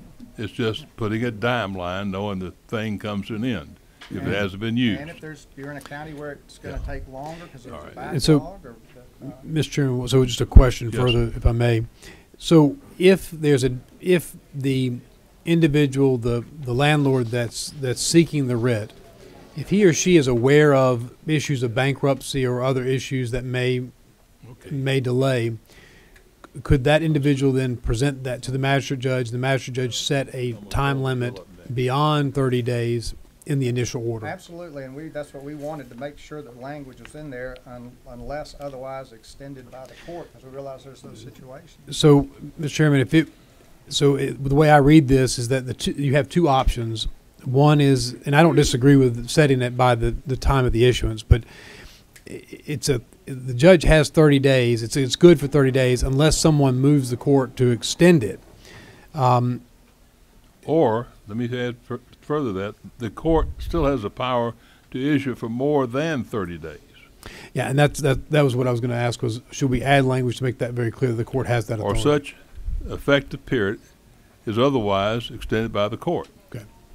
If you're in a court where it's going to take longer than the marshal or sheriff is, really backed up, then the judge be aware. But I'm saying the language here allows the court to determine, I'm going to issue the order for 60 days.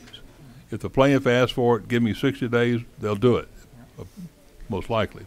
If the whole purpose is just to give an ending date. They know this order doesn't stay out there forever without having some resolution to it. Thank you. Nothing further. The chair will call anyone else wish to speak on the bill. Thank you, Mr. Chairman. Thank you. We'll call on House Bill 43. Let me get clarified for everyone. The one that should have been in your folder to begin with is LC 41-1103S, which says presented for execution as the line 13. We'll have to move on that bill first. Is there a motion to do pass? We have a motion to do pass. Is there a second? There is a motion second. Any discussion on the motion? No other amendments. I will offer the Willard amendment. The amendment I'm offering is LC 41-1079S that you have in your folder, and it talks about it being effective period for 30 days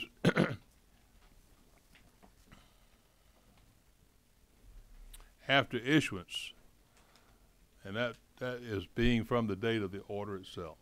Now, the court, as said, can issue for longer than 60 days, or the parties can come back and have the order extended past the 30 days. Thank you. The motion to substitute has been offered and seconded. Any discussion on the substitute bill? If there is no discussion, the chair will call the main question, which is the passage of LC 41-1079S as a substitute to House Bill 433. All in favor signify by saying aye. Opposed, like sign.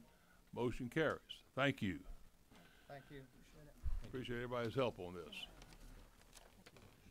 Next we have will be House Bill 192. Ms. Beskin, this is your banking and corporate bill, number 4.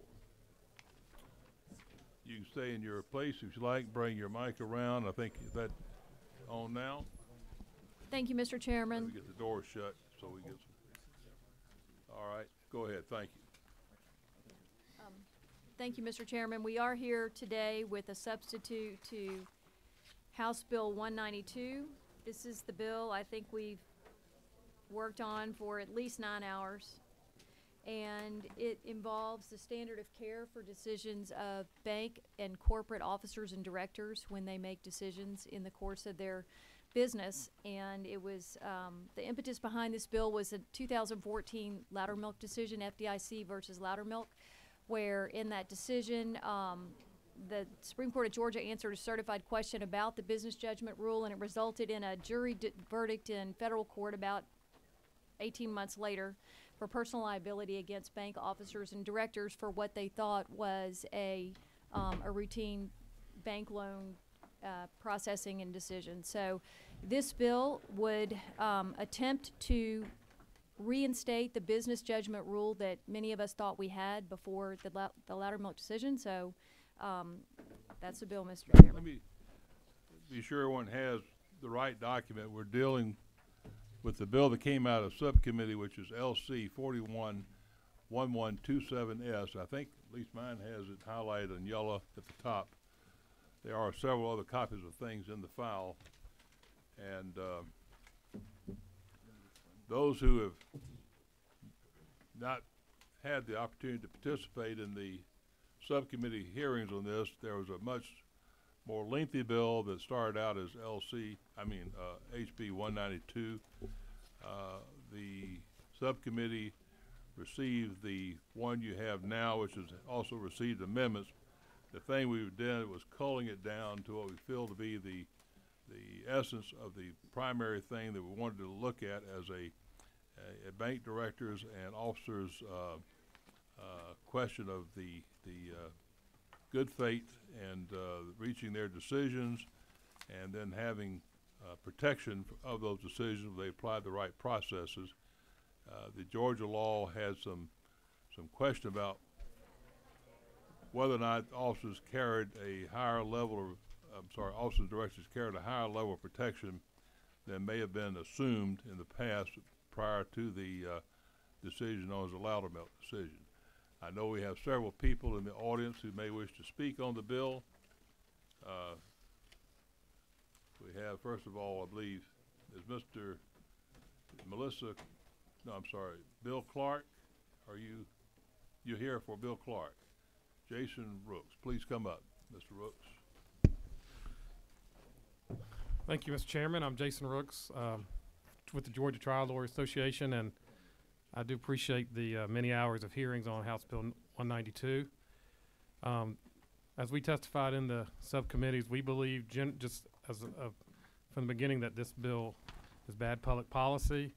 We believe that the Loudermilk court was correct in finding the business judgment rule does apply in Georgia, and we believe the facts in front of the jury trial, the jury got the verdict correct.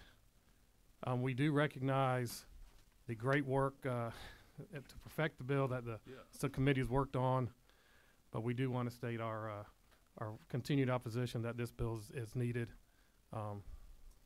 during this legislative session. All right, sir. Any questions of Mr. Rooks? Yes, ma'am. Excuse me. Ms. Oliver? Forgive me. If we've eliminated the business judgment standard, what standard is there? Is there a standard? Well, I think my position, the reading of the Loudermilk court reinstated or clarified that the business judgment rule does apply in Georgia. As to whether, I can't speak to whether the substitute currently before you, how that handles the business judgment rule going forward. I know the expertise is on the member in this committee. Okay. Was not added. All right. Sorry. Is that you, Mr. Welch? You have a question? Yes, sir, I do. Mr. Rooks, the subcommittee added language in each one of the sections. It deals with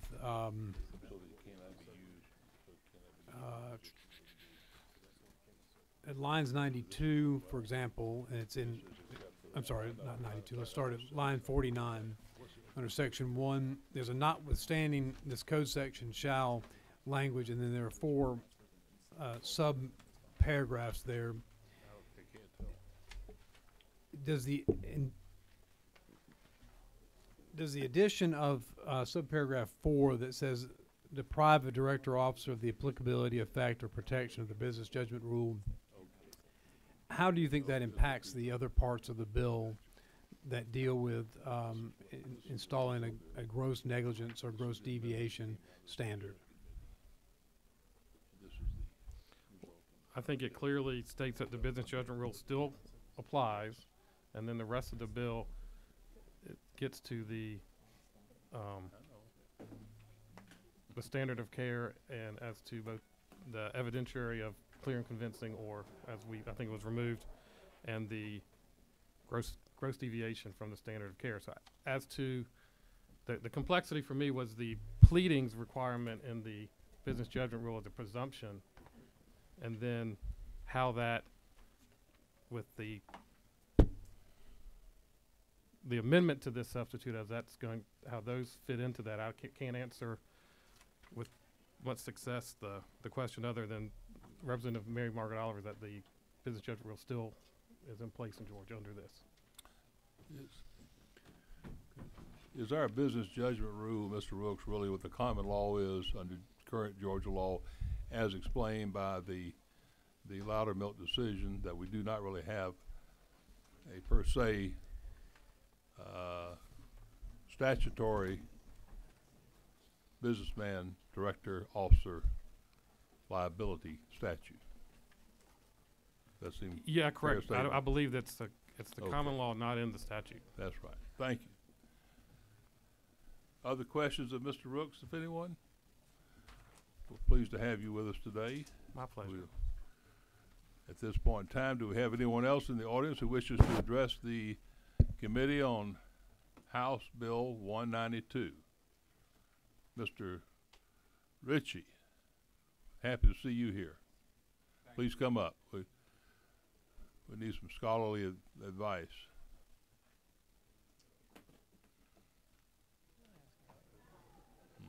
Yeah. We will. Thank you, Mr. Chairman. I have been involved. Give us your name first. My name is Tom represent. Ritchie. I don't represent anyone in this. How you're employed? Or I'm retired as a lawyer, formerly having worked on both sides of this issue over a 40-year span of practice in Georgia and in other states, including cases which involved the FDIC. In those cases, I was representing the FDIC, suing officers and directors of failed financial institutions. In other cases, I represented directors and officers in some matters, and represented against bankruptcy trustees, for example. And in other matters, I have represented companies and shareholders. So I've been on all sides of the issues involved here. Part of the reason for the bill, as the subcommittee members know well, is to address the question of whether officers and directors of banks and holding companies should be held to a simple negligence standard. And our research, which we've shared with the subcommittee, showed that by far most of the states around the country, and including states who are attracting businesses away from Georgia for purposes of incorporation, have a gross negligence standard of care. Why do they do that? It's to give entrepreneurial space for the risk-taking that shareholders expect. These are not simply bonds that are being issued. They're shares, and they rise in value to the extent that management and the board are alert to take opportunities. and all of their activities do involve some risk, particularly in banking, because there's a risk with every loan that's made, whether or not it will be paid back. I believe that the gross negligence standard is fair and is important, and my thinking has developed over many years in believing that to be the case. The problem is that if it is not the case, then good potential officers and directors will look at their possible liability. They will understand that once they take their oath as directors, they can be held responsible, even though they're not very highly compensated, for the entire failure of the organization. That's a level of exposure that cannot be fully insured against or indemnified against. It's exposure in the banking area to the powers of the Federal Deposit Insurance Corporation, which by and large itself operates on a gross negligence standard of care. In fact, the Federal Deposit Insurance Act in 12 U.S.C. 1821K has a gross negligence minimum standard of care. So you cannot exculpate officers and directors for anything beyond gross negligence. Gross negligence applies if there's a higher standard, not a lower standard. But the FDIC will take advantage of any lower standard, and it has done so in this case and in this state. Bankruptcy trustees do too. They look at the wealth of individual shareholders and their resources, as well as any insurance, as a way to expand the asset base so that the angry creditors can get paid more. So these are reasons why to address this. The Loudermilk decision is, I submit, out of line with the decisions of many other courts and with statutes enacted in many, many jurisdictions, many of our sister states in the South, and of course the state of Delaware, where some corporate lawyers will tell their clients there's no point in incorporating in Georgia. They'll tell prospective directors, you really don't want that kind of exposure. Now, I do have to say that the bill, as it has come out of the committee, can use some changes to that.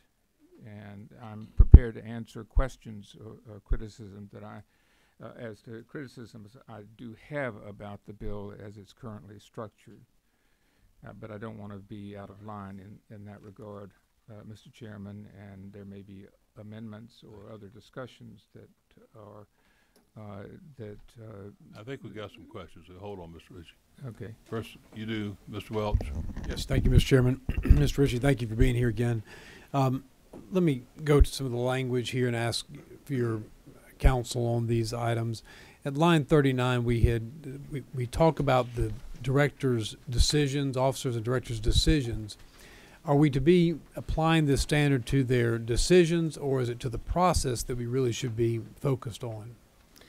Well, it would be my preference in this bill to address the Loudermilk ruling as directly and as narrowly as possible. And having thought about the language as it's been, as it's now before the committee, I think it's better, since the Georgia Supreme Court said that this entire statute addresses the process as opposed to the merits or the wisdom of the ultimate decision that officers and directors made. And because the court in that case also talked about the great deference that courts should accord internal corporate decision making, assuming that the standard of care has been met. I think it's better to focus only on the process, and I would suggest that the reference in line 39, and that's what you're referring to, correct? I would myself delete the words decisions or.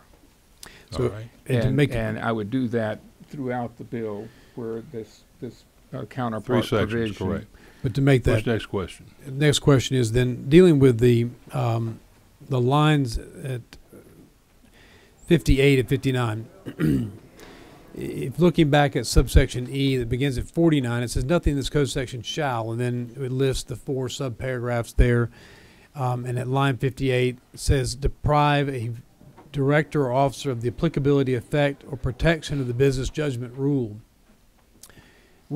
What, if anything, do you think that this language has in terms of the effect of the gross negligence standard that is trying to be worked into the measure in lines 39 through 44?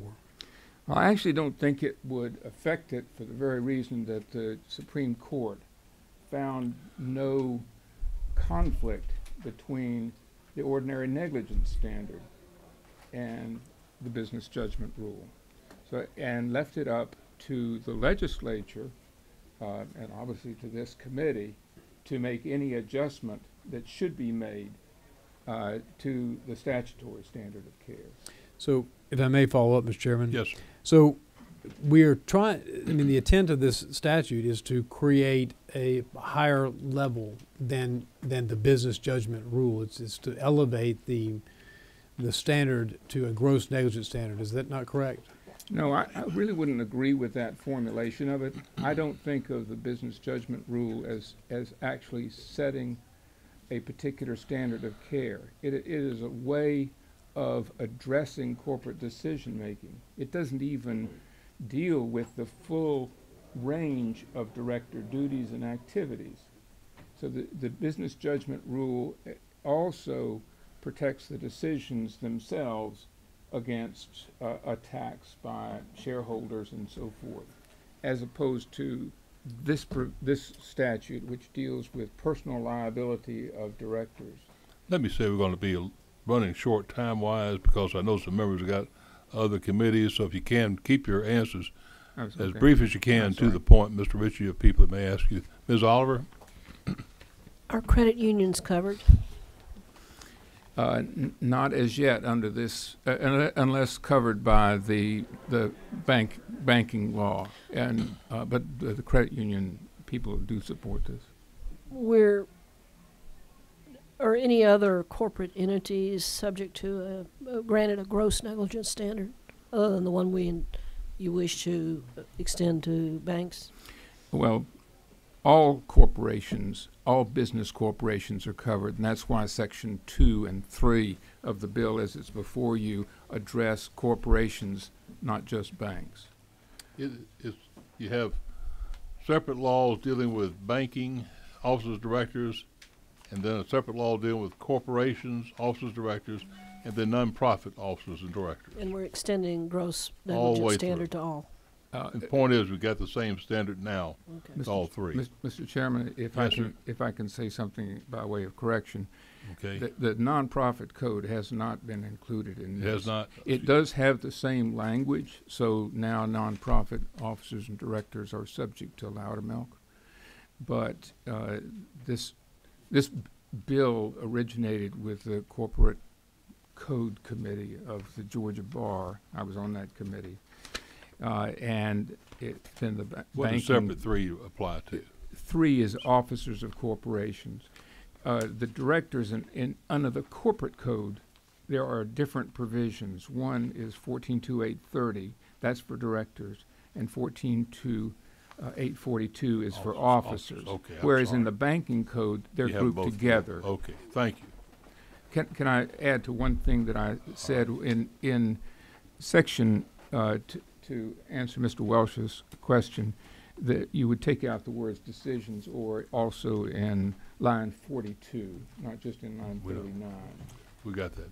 Okay. You had a question? That was my question, Mr. Ritchie. I wanted to clarify that it was your point earlier that the words decisions don't need to be in here because that was addressed directly by the Loudermilk decision, and the court gave deference to the decisions but not to the process.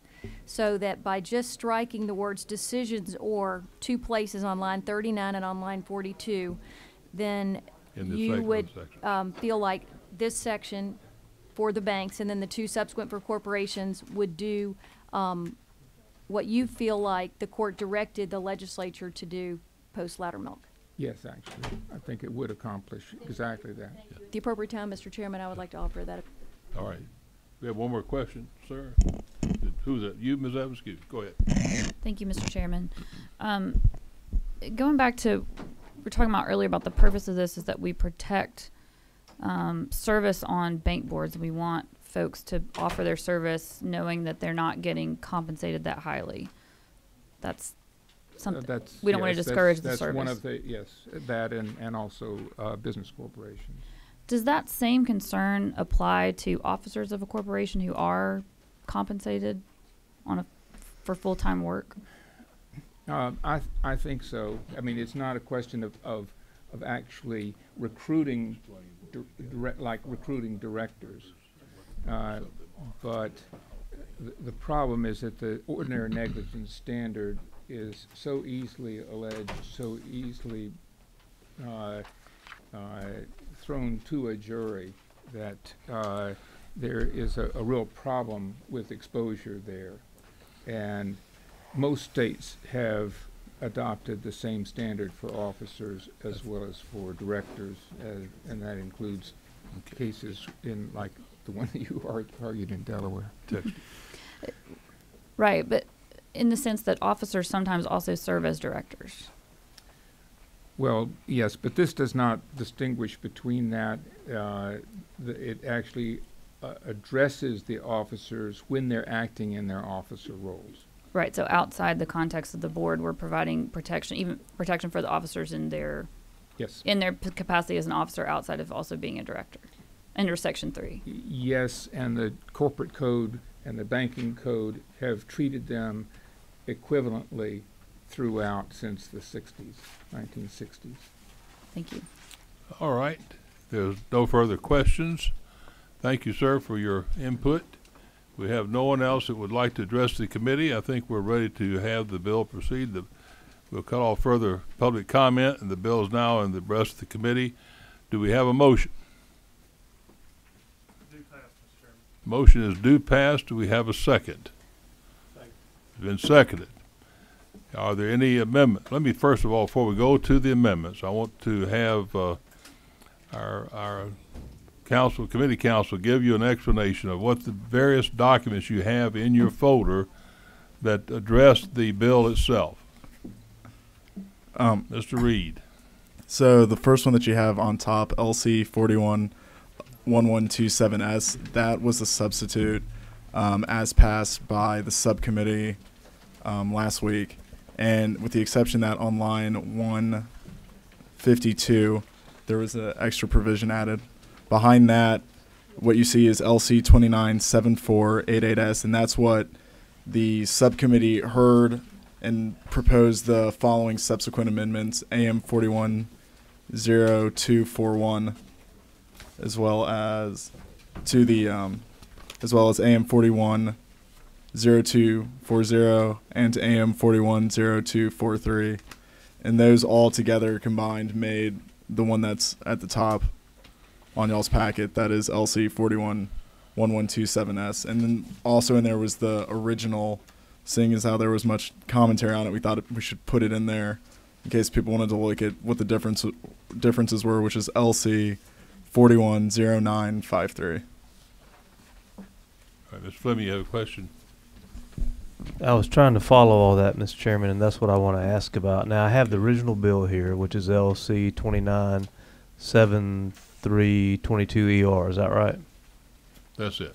Okay. And then I have another substitute, which is LC 297488S. What is that? That was the one that was offered as a substitute in subcommittee. Which did not pass? It passed, but with the amendments that you have behind it that we were discussing, the other AM numbers. amendment numbers. But those amendments are not in that substitute.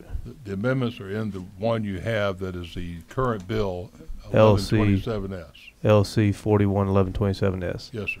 Gotcha. Thank you, sir. So what he's saying is the only thing that's been added is the concern was raised about the effective date and not having one in there, that there could be an argument by people in litigation that this is now retroactive in its application. We do not want to have that to be the basis of it. So we put an effective date of July 1, 2017.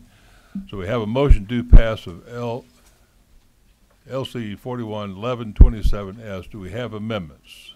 Do we have amendments? Yes, Mr. Chairman. Ms. Push your button, please. State your amendment. My first amendment will be lines 39 to 44 to incorporate the slight change we discussed to delete the words directors and, but doing that is going to result in some grammatical changes. Right. So that paragraph would read, there shall be a presumption that the process directors and officers followed in arriving at such decisions was undertaken in good faith, and this follows along, and that such directors and officers have exercised ordinary care, provided, however, that this presumption may be rebutted by evidence that such, delete the words decisions or, so it would say on line 42, rebutted by evidence that such process constitutes, add S to that word, gross negligence, and then continue with the language through line 44.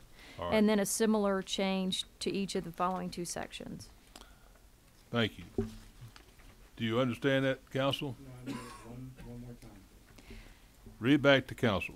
There shall be, starting on line 39, there shall be a presumption that the process directors and officers followed in arriving at such decisions was undertaken in good faith, and that Stop such... right there.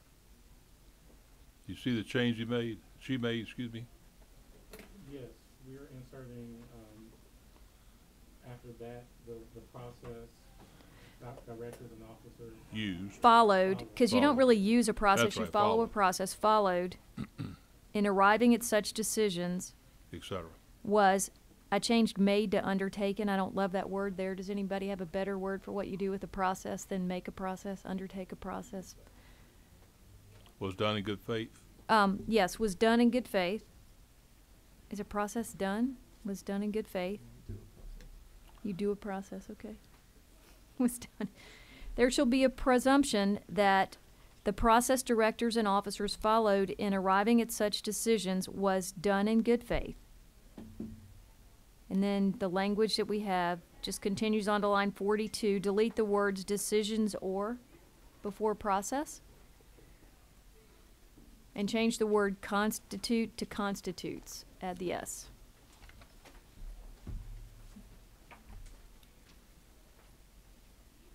You have that? Does everyone understand the proposed amendment? We have questions on the amendment. Mr. Powell? Just one question. Since you've taken out decisions in line 39, should you also take out such in line 40? I would think such direct, it's applying to both such directors and officers. No, but it's talking But about it- such decisions, and you Right. don't have any decisions before then now.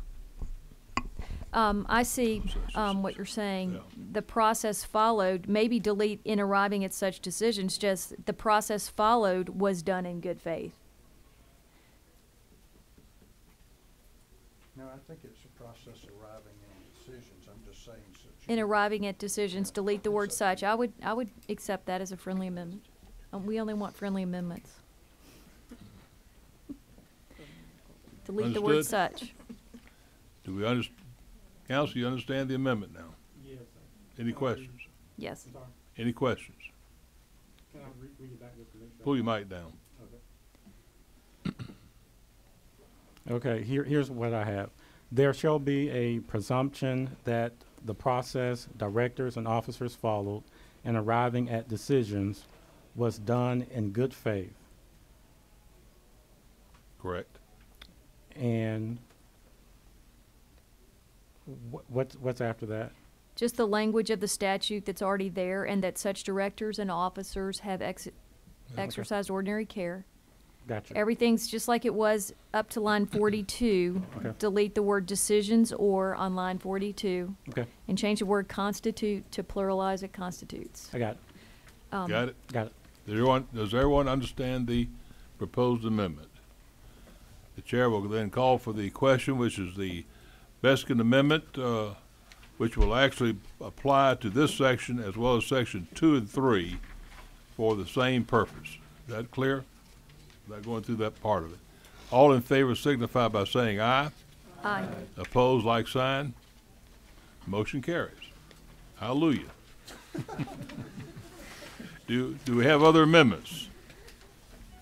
There being no further amendments, Mr. Powell, I don't have an amendment, I just have a question. please. If we're carrying that language over, because in this particular section, it talks about directors and officers, and in the other two sections, in one it talks about directors and one it talks about officers. I'm just questioning whether we are being consistent all the way through. So we go through those sections independently. The thing we're taking out is the use of that phrase about the presumption as to their decisions. We're not applying decisions, we're applying process only for how they arrived at making a decision. I would agree with Chairman Powell that in Section 2, instead of saying directors and officers, it will say only directors, and in Section 3, instead of saying directors and officers, it will say only officers, but other than that, it will be as in the first section. Julius, can you Those you mean? see that? That Yes. I was just asking the question. No, you're right. All Thank right, you. yeah. Okay. Do we have any further amendments? There being no further amendments, the chair will call the main question, which do pass House Bill 192. All in favor signify by saying aye. Aye. Opposed, like sign. Motion carries. The bill passes. All right, everyone, thank you. Let's take about a 5-minute break. We've been going since about 3. We are taking up the House Bill 410.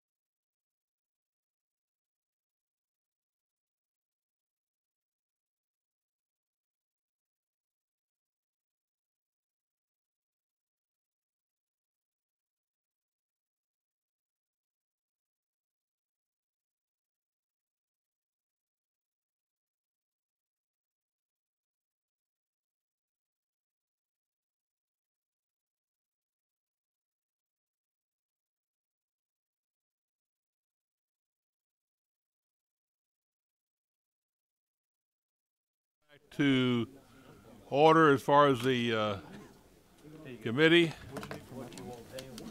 Somebody sitting here. It's on my subject. You want to hear? Yeah. Do I understand that we're going to hold forward to somebody from the... I did.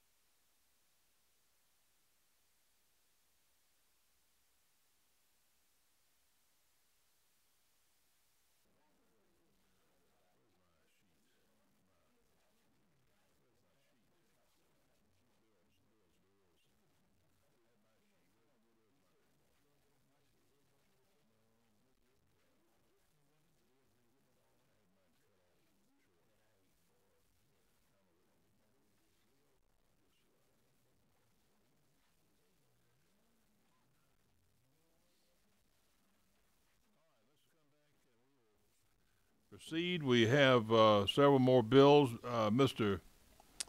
Hilton's bill's been asked for. Ms. Administration, you're up next. We're on House Bill 497 and dealing with LC 41-1108S.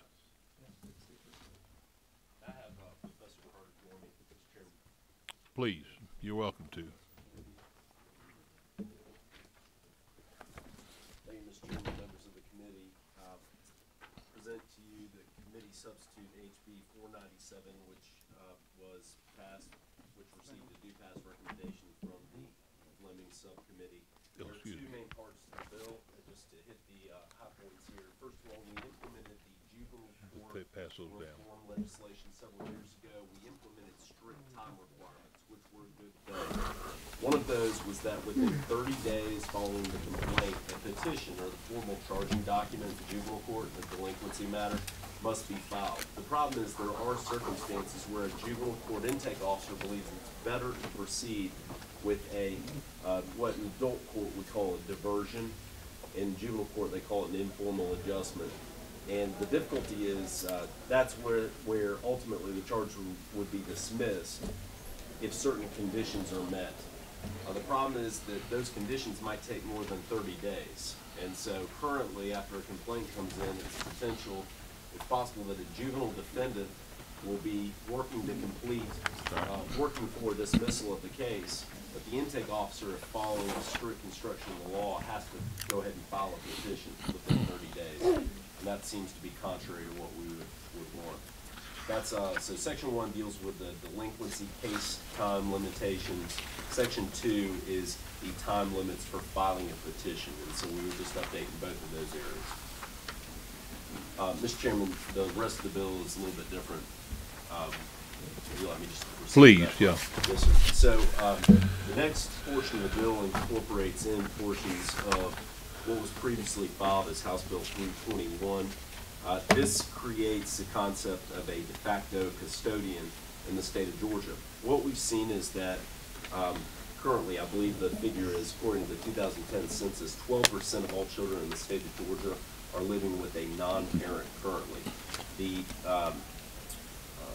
We have seen also many circumstances where a child is being raised by an individual who might not be a blood relation to the child, but who the child views as a parent or in a parent type role. The objective here is to allow the law to permit judges, when necessary, to make custody determinations, not just based on the strict family relationships, but which individual is actually best for the child. And before I begin, let me mention this. We are under the umbrella of the U.S. Supreme Court's interpretation of the constitutional right that a parent has to custody will not be disturbed absent a finding that the parent is unfit. And what that means is that the parent will cause physical harm to the child or emotional harm. If that is met, only then can a judge make a determination about potentially another legal custodian or a joint custody arrangement. Mr. Chairman, if it's all right, I think maybe it would be most helpful if we jump to Section 9 on page 16 as I present the remainder of the bill, because this is where de facto custodian is defined in the definitions. What line is that? Yes, sir. That would be on 547. Which one? On line 500. 527, okay. Yes, sir, on page 16. And so, de facto custodian means an individual who is shown by clear and convincing evidence, that's the standard, to have accepted full and permanent responsibilities for a child as if he or she were the parent, right? Without expectation of financial compensation. So those are the important elements initially. But then also, there's a requirement that the child has resided with this individual. So next door neighbor type situation is going to work. They had to have lived together for an extended period of time. So it's 6 months if the child is under 3, a year if the child is 3 or older. Oh. We didn't have your mic on. I'm Oh, sorry. okay. All right. Well, hopefully everyone. My mistake. No, it's fine. So there are I'm- millions out in the audience. Oh, I'm sure. Yes, I'm sure. Just on the edge of their seat right after in our 3rd, 4th hour of committee. That's right. No, sir. No, sir, I don't. But also, in addition to the time and residing with requirement, you can see under C that also the child has developed a bonded and dependent relationship with the individual. All right, so here are the circumstances with which, or the definition for that term. All right, back to Section 3 on page 2. This would allow for a parent, would allow for a de facto custodian to intervene in a case and for custody to be determined where, as you see in line 55, it's in the best interest of the child and will best protect the child's health or welfare,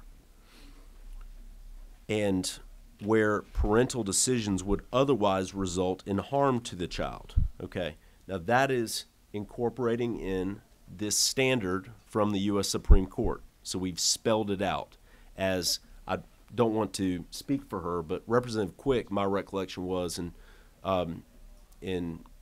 her floor argument concerning Representative Beskin's bill, argued that we need to codify this standard, and we've done so here. And my argument would be we've done this in a comprehensive way. Or where a parent has consented to such arrangement. And Professor Carter and subcommittee outlined a perfect example of that, where a parent potentially is sick, is ill. By law, that parent would be deemed to be unfit because he or she can't provide for meet all the needs of the child. And so there might be a circumstance where a consent agreement would be necessary to establish a joint legal custody arrangement with another individual who could meet the child's needs. Is that fair, Professor Carter? Okay. All right. Sections, I would argue that many of the following sections are simply updating existing statute to provide this new term, de facto custodian, or cleanup language that Mr. Tolbert has identified and included.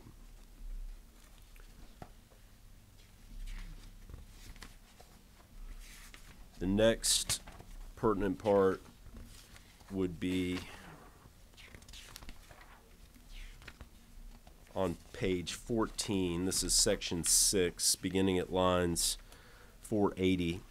This is the right of the de facto custody to intervene. So we're creating this new chapter to allow for, similar to what we currently allow other third parties to intervene. Here again with the court the court must find by clear and convincing evidence the same standards that we outlined previously. All right. And then finally in section 9 with the definition, would ask for the committee's favorable consideration. I'm happy to answer any questions. Thank you. Ms. Carter, would you like to give some thought and comment to the bill? I appreciate that. Thanks for allowing me to be here. Again, I'm Melissa Carter with the Barton Child Law and Policy Center at Emory Law School. Always a pleasure to be before all of you. I thought we had a really thoughtful discussion in subcommittee. I'm happy to answer any questions. I don't know that I have much to elaborate on past Representative Estration's description of the bill. We have worked hard to address an invitation from both the State Court of Appeals as well as the State Supreme Court to address these issues of a more expanded access to the courts by third parties other than those that are this limited, and I would argue arbitrary class of third parties that are outlined in our current law, limited to a certain class of relatives. We know that children do not attach by category, but actually attach more from that functional relationship with a caregiver, and so that's what we try to inject into that description, the definition of the de facto custodian. This is a template law that we see in maybe a dozen or so other states. From those states that don't have it as a matter of statute, as a matter of case law, we see a lot of doctrine developing around things that similar kinds of ideas. Psychological parenting, equitable parenting, you hear referred to as such. And so this is modeled after that, follows a well-established concept really that's been established well in most states.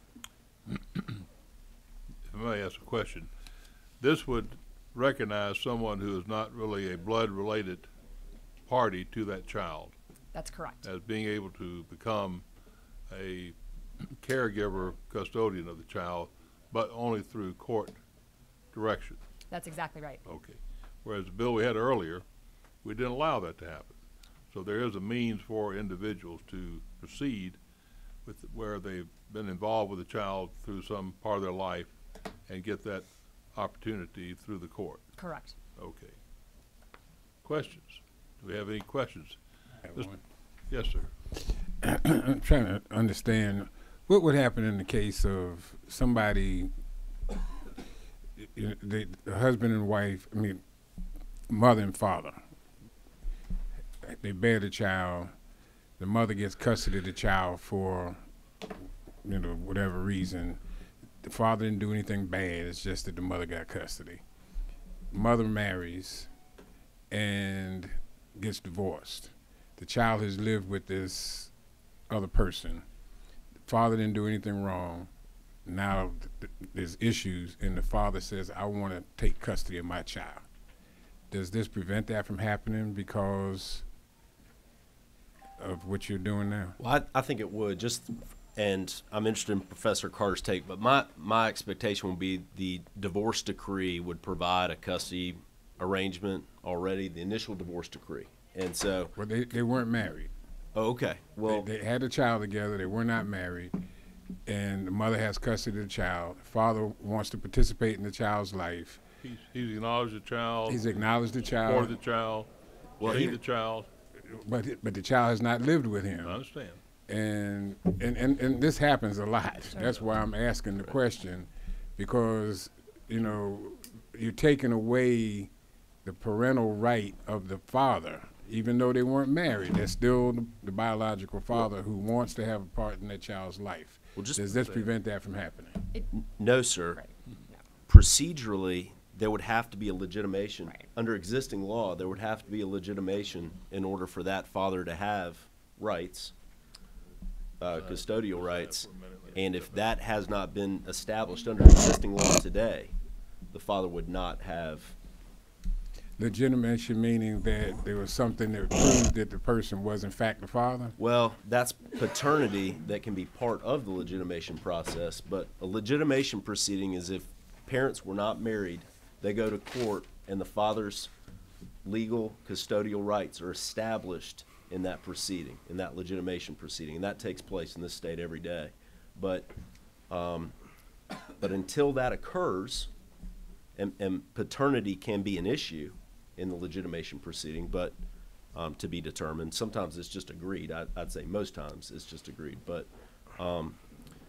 until that legitimation order is issued, the father does not have rights. And I get that, but I guess what I'm going is the next step.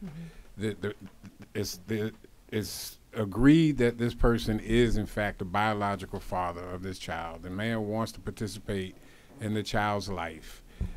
Because of the other factors that you just talked about, the mother gets custody of the child. The father's paying, typically they still want him to pay, child support and all this other stuff. But then the mother marries. The child is living with the mother and this stepdad. They get a divorce. The biological father wants custody of their child, of his child. I'm just trying to figure out, does this totally eliminate that possibility? It doesn't, actually. So what would happen with that unmarried father, as Representative Evstration said, under our current paradigm of law, an unmarried father has only opportunity interest, right? It has prospective rights. That process of legitimation then secures that father's legal rights. And once that happens, that father is on equal footing from a custodial standpoint with that legal mother. So then in the example you gave, via the divorce decree, that mother ends up with sole legal custody, it sounds like is what you're describing. That legal father, even though she goes on to remarry, there's a new stepfather in place, none of that then alters or threatens to alter the rights of that legal father, the actual biological father who is the legal father of that child. Legal rights of parents are superior to any other rights until someone can demonstrate to the satisfaction of the court that that parent or parents is unfit by showing a harm has occurred. Even though, based on what I thought I heard you guys say, was that by virtue of the fact that this child has lived with this stepfather, has a relationship with the stepfather, can somebody then rule or judge that because of that bonding, so to speak, that person would be more capable of taking care of the child mentally and physically? Not a question of capable. It's parental rights. And you can't lose that parental right unless the court takes it away from you because you are unfit. Okay. Now, unfit can rise as a level because you fail to support the child, you fail to have contact with the child. Those are things the court would consider. Okay. Before making a decision. All right, thank you. All right. Any other questions? We appreciate you coming today. Is anyone else here to speak on House Bill 497? Do I see people rising? Come forward. Come up to front. We gotta get you on the mic.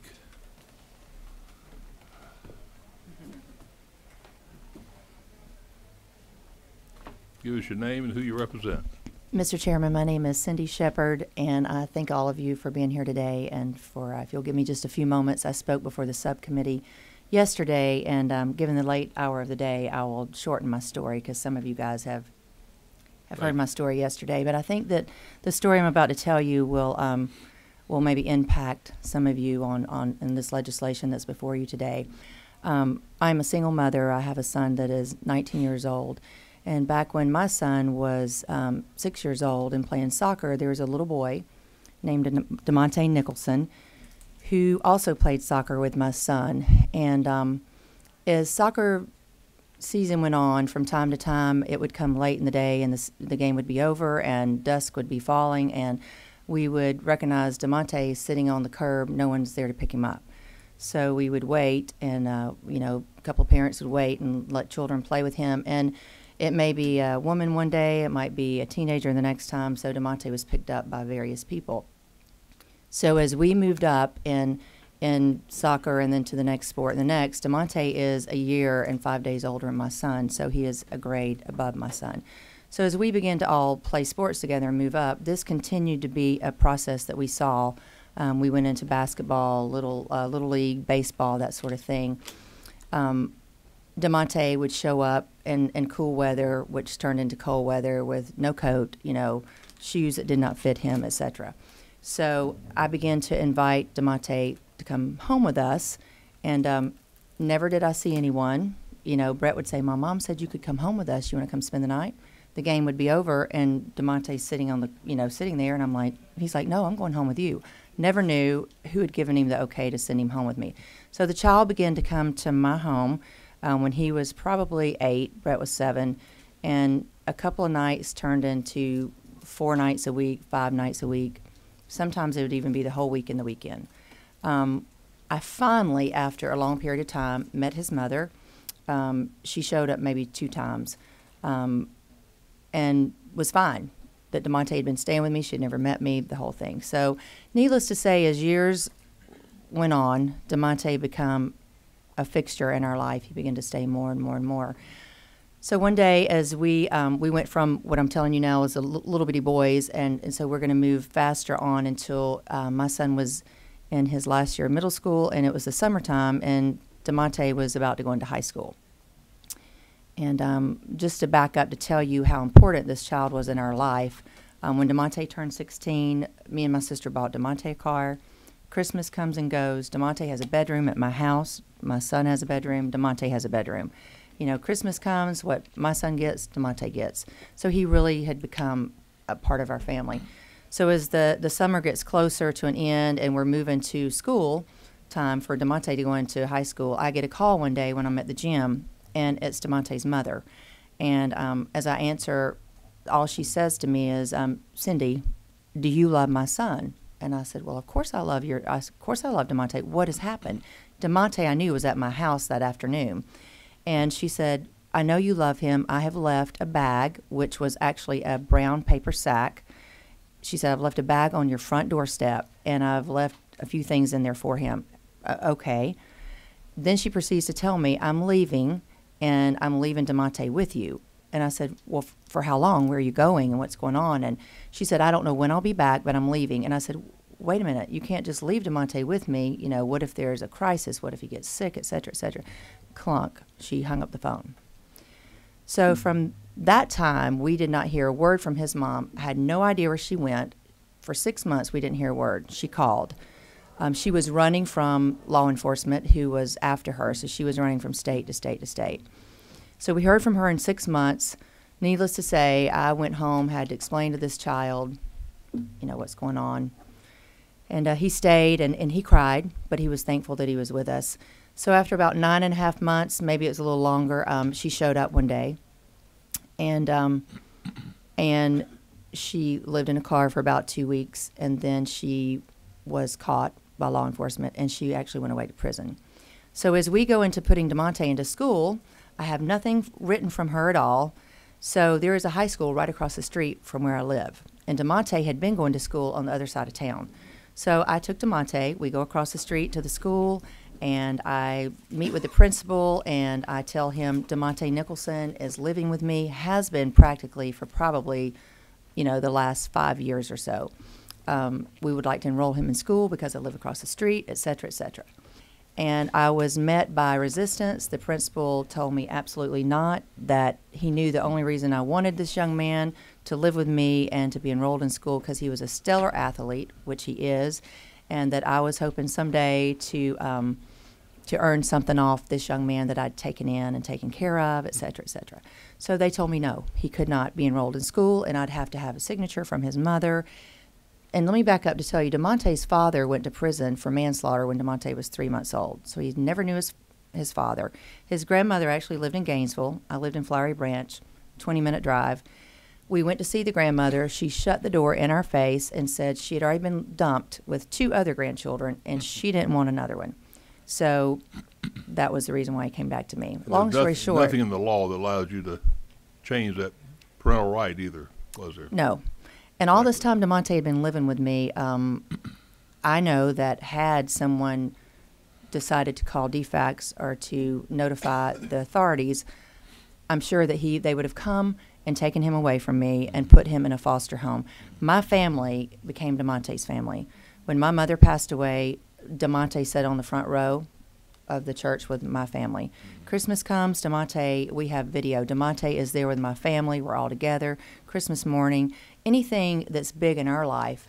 When my son signed to go play football at Maryland, he, you know, said, I want my brother to come up here with me. It's DeMonte. You know, there's nothing legal there. He is just our family.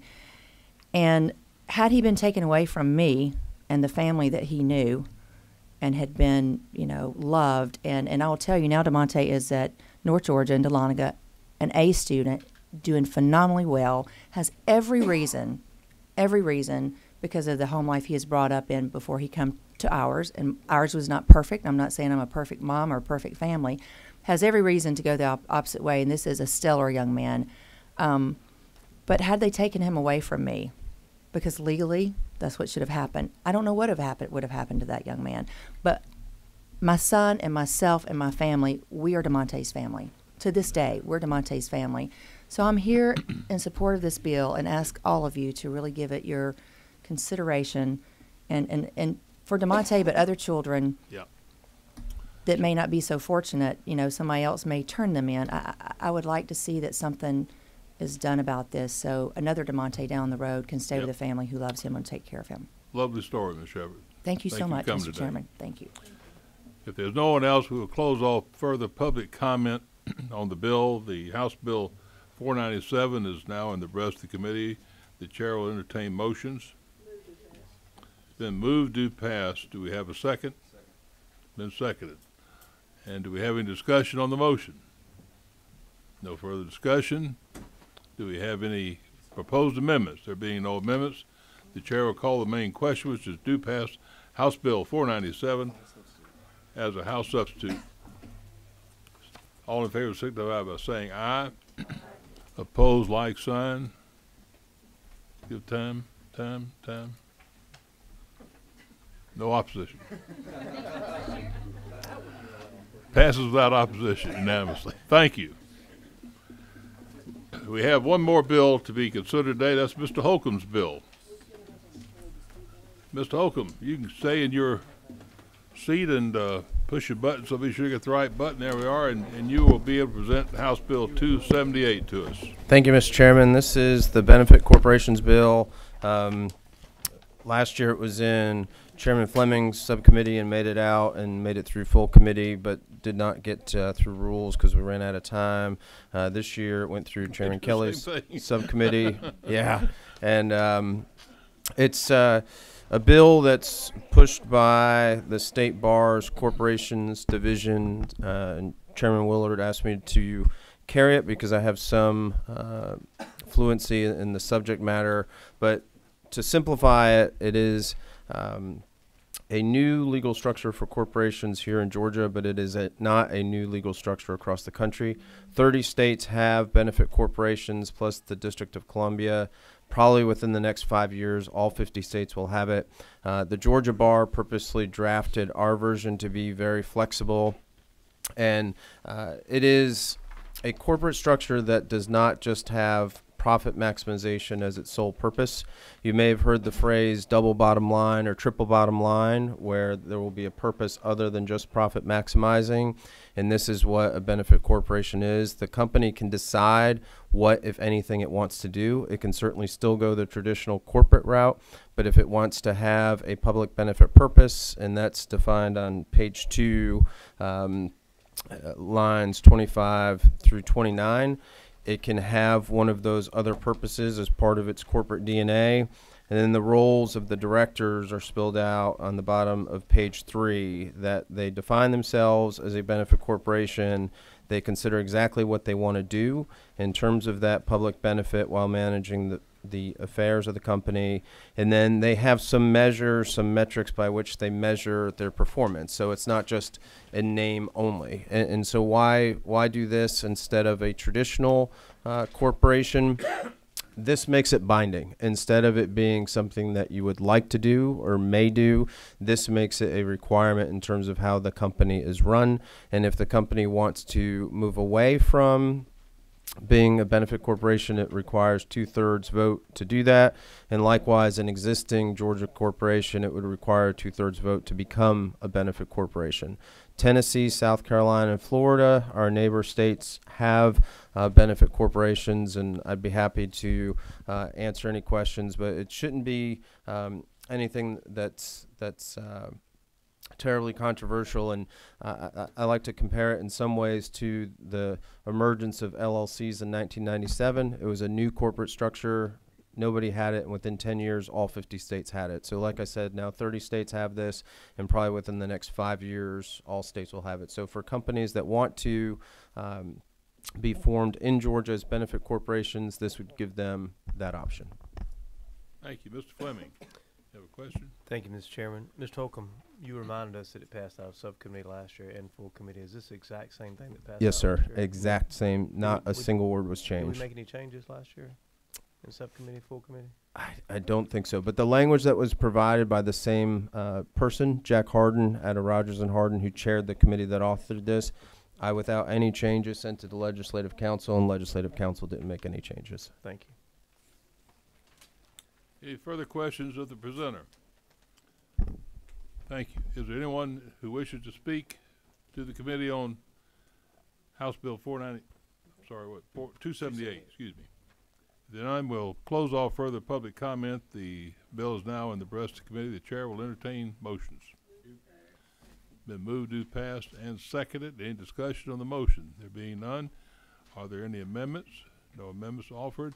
The chair will call the main question, which is the due pass to House Bill 278. All in favor signify by saying aye. Aye. Opposed, like sign. Motion carries. That will complete the bills we have on our calendar for today. I know there's to be a subcommittee, correct? Yeah. Yes. Afterwards, Mr. Fleming, and we'll let you go ahead and take over and chair that subcommittee. The Fleming subcommittee will start immediately upon adjournment of this committee.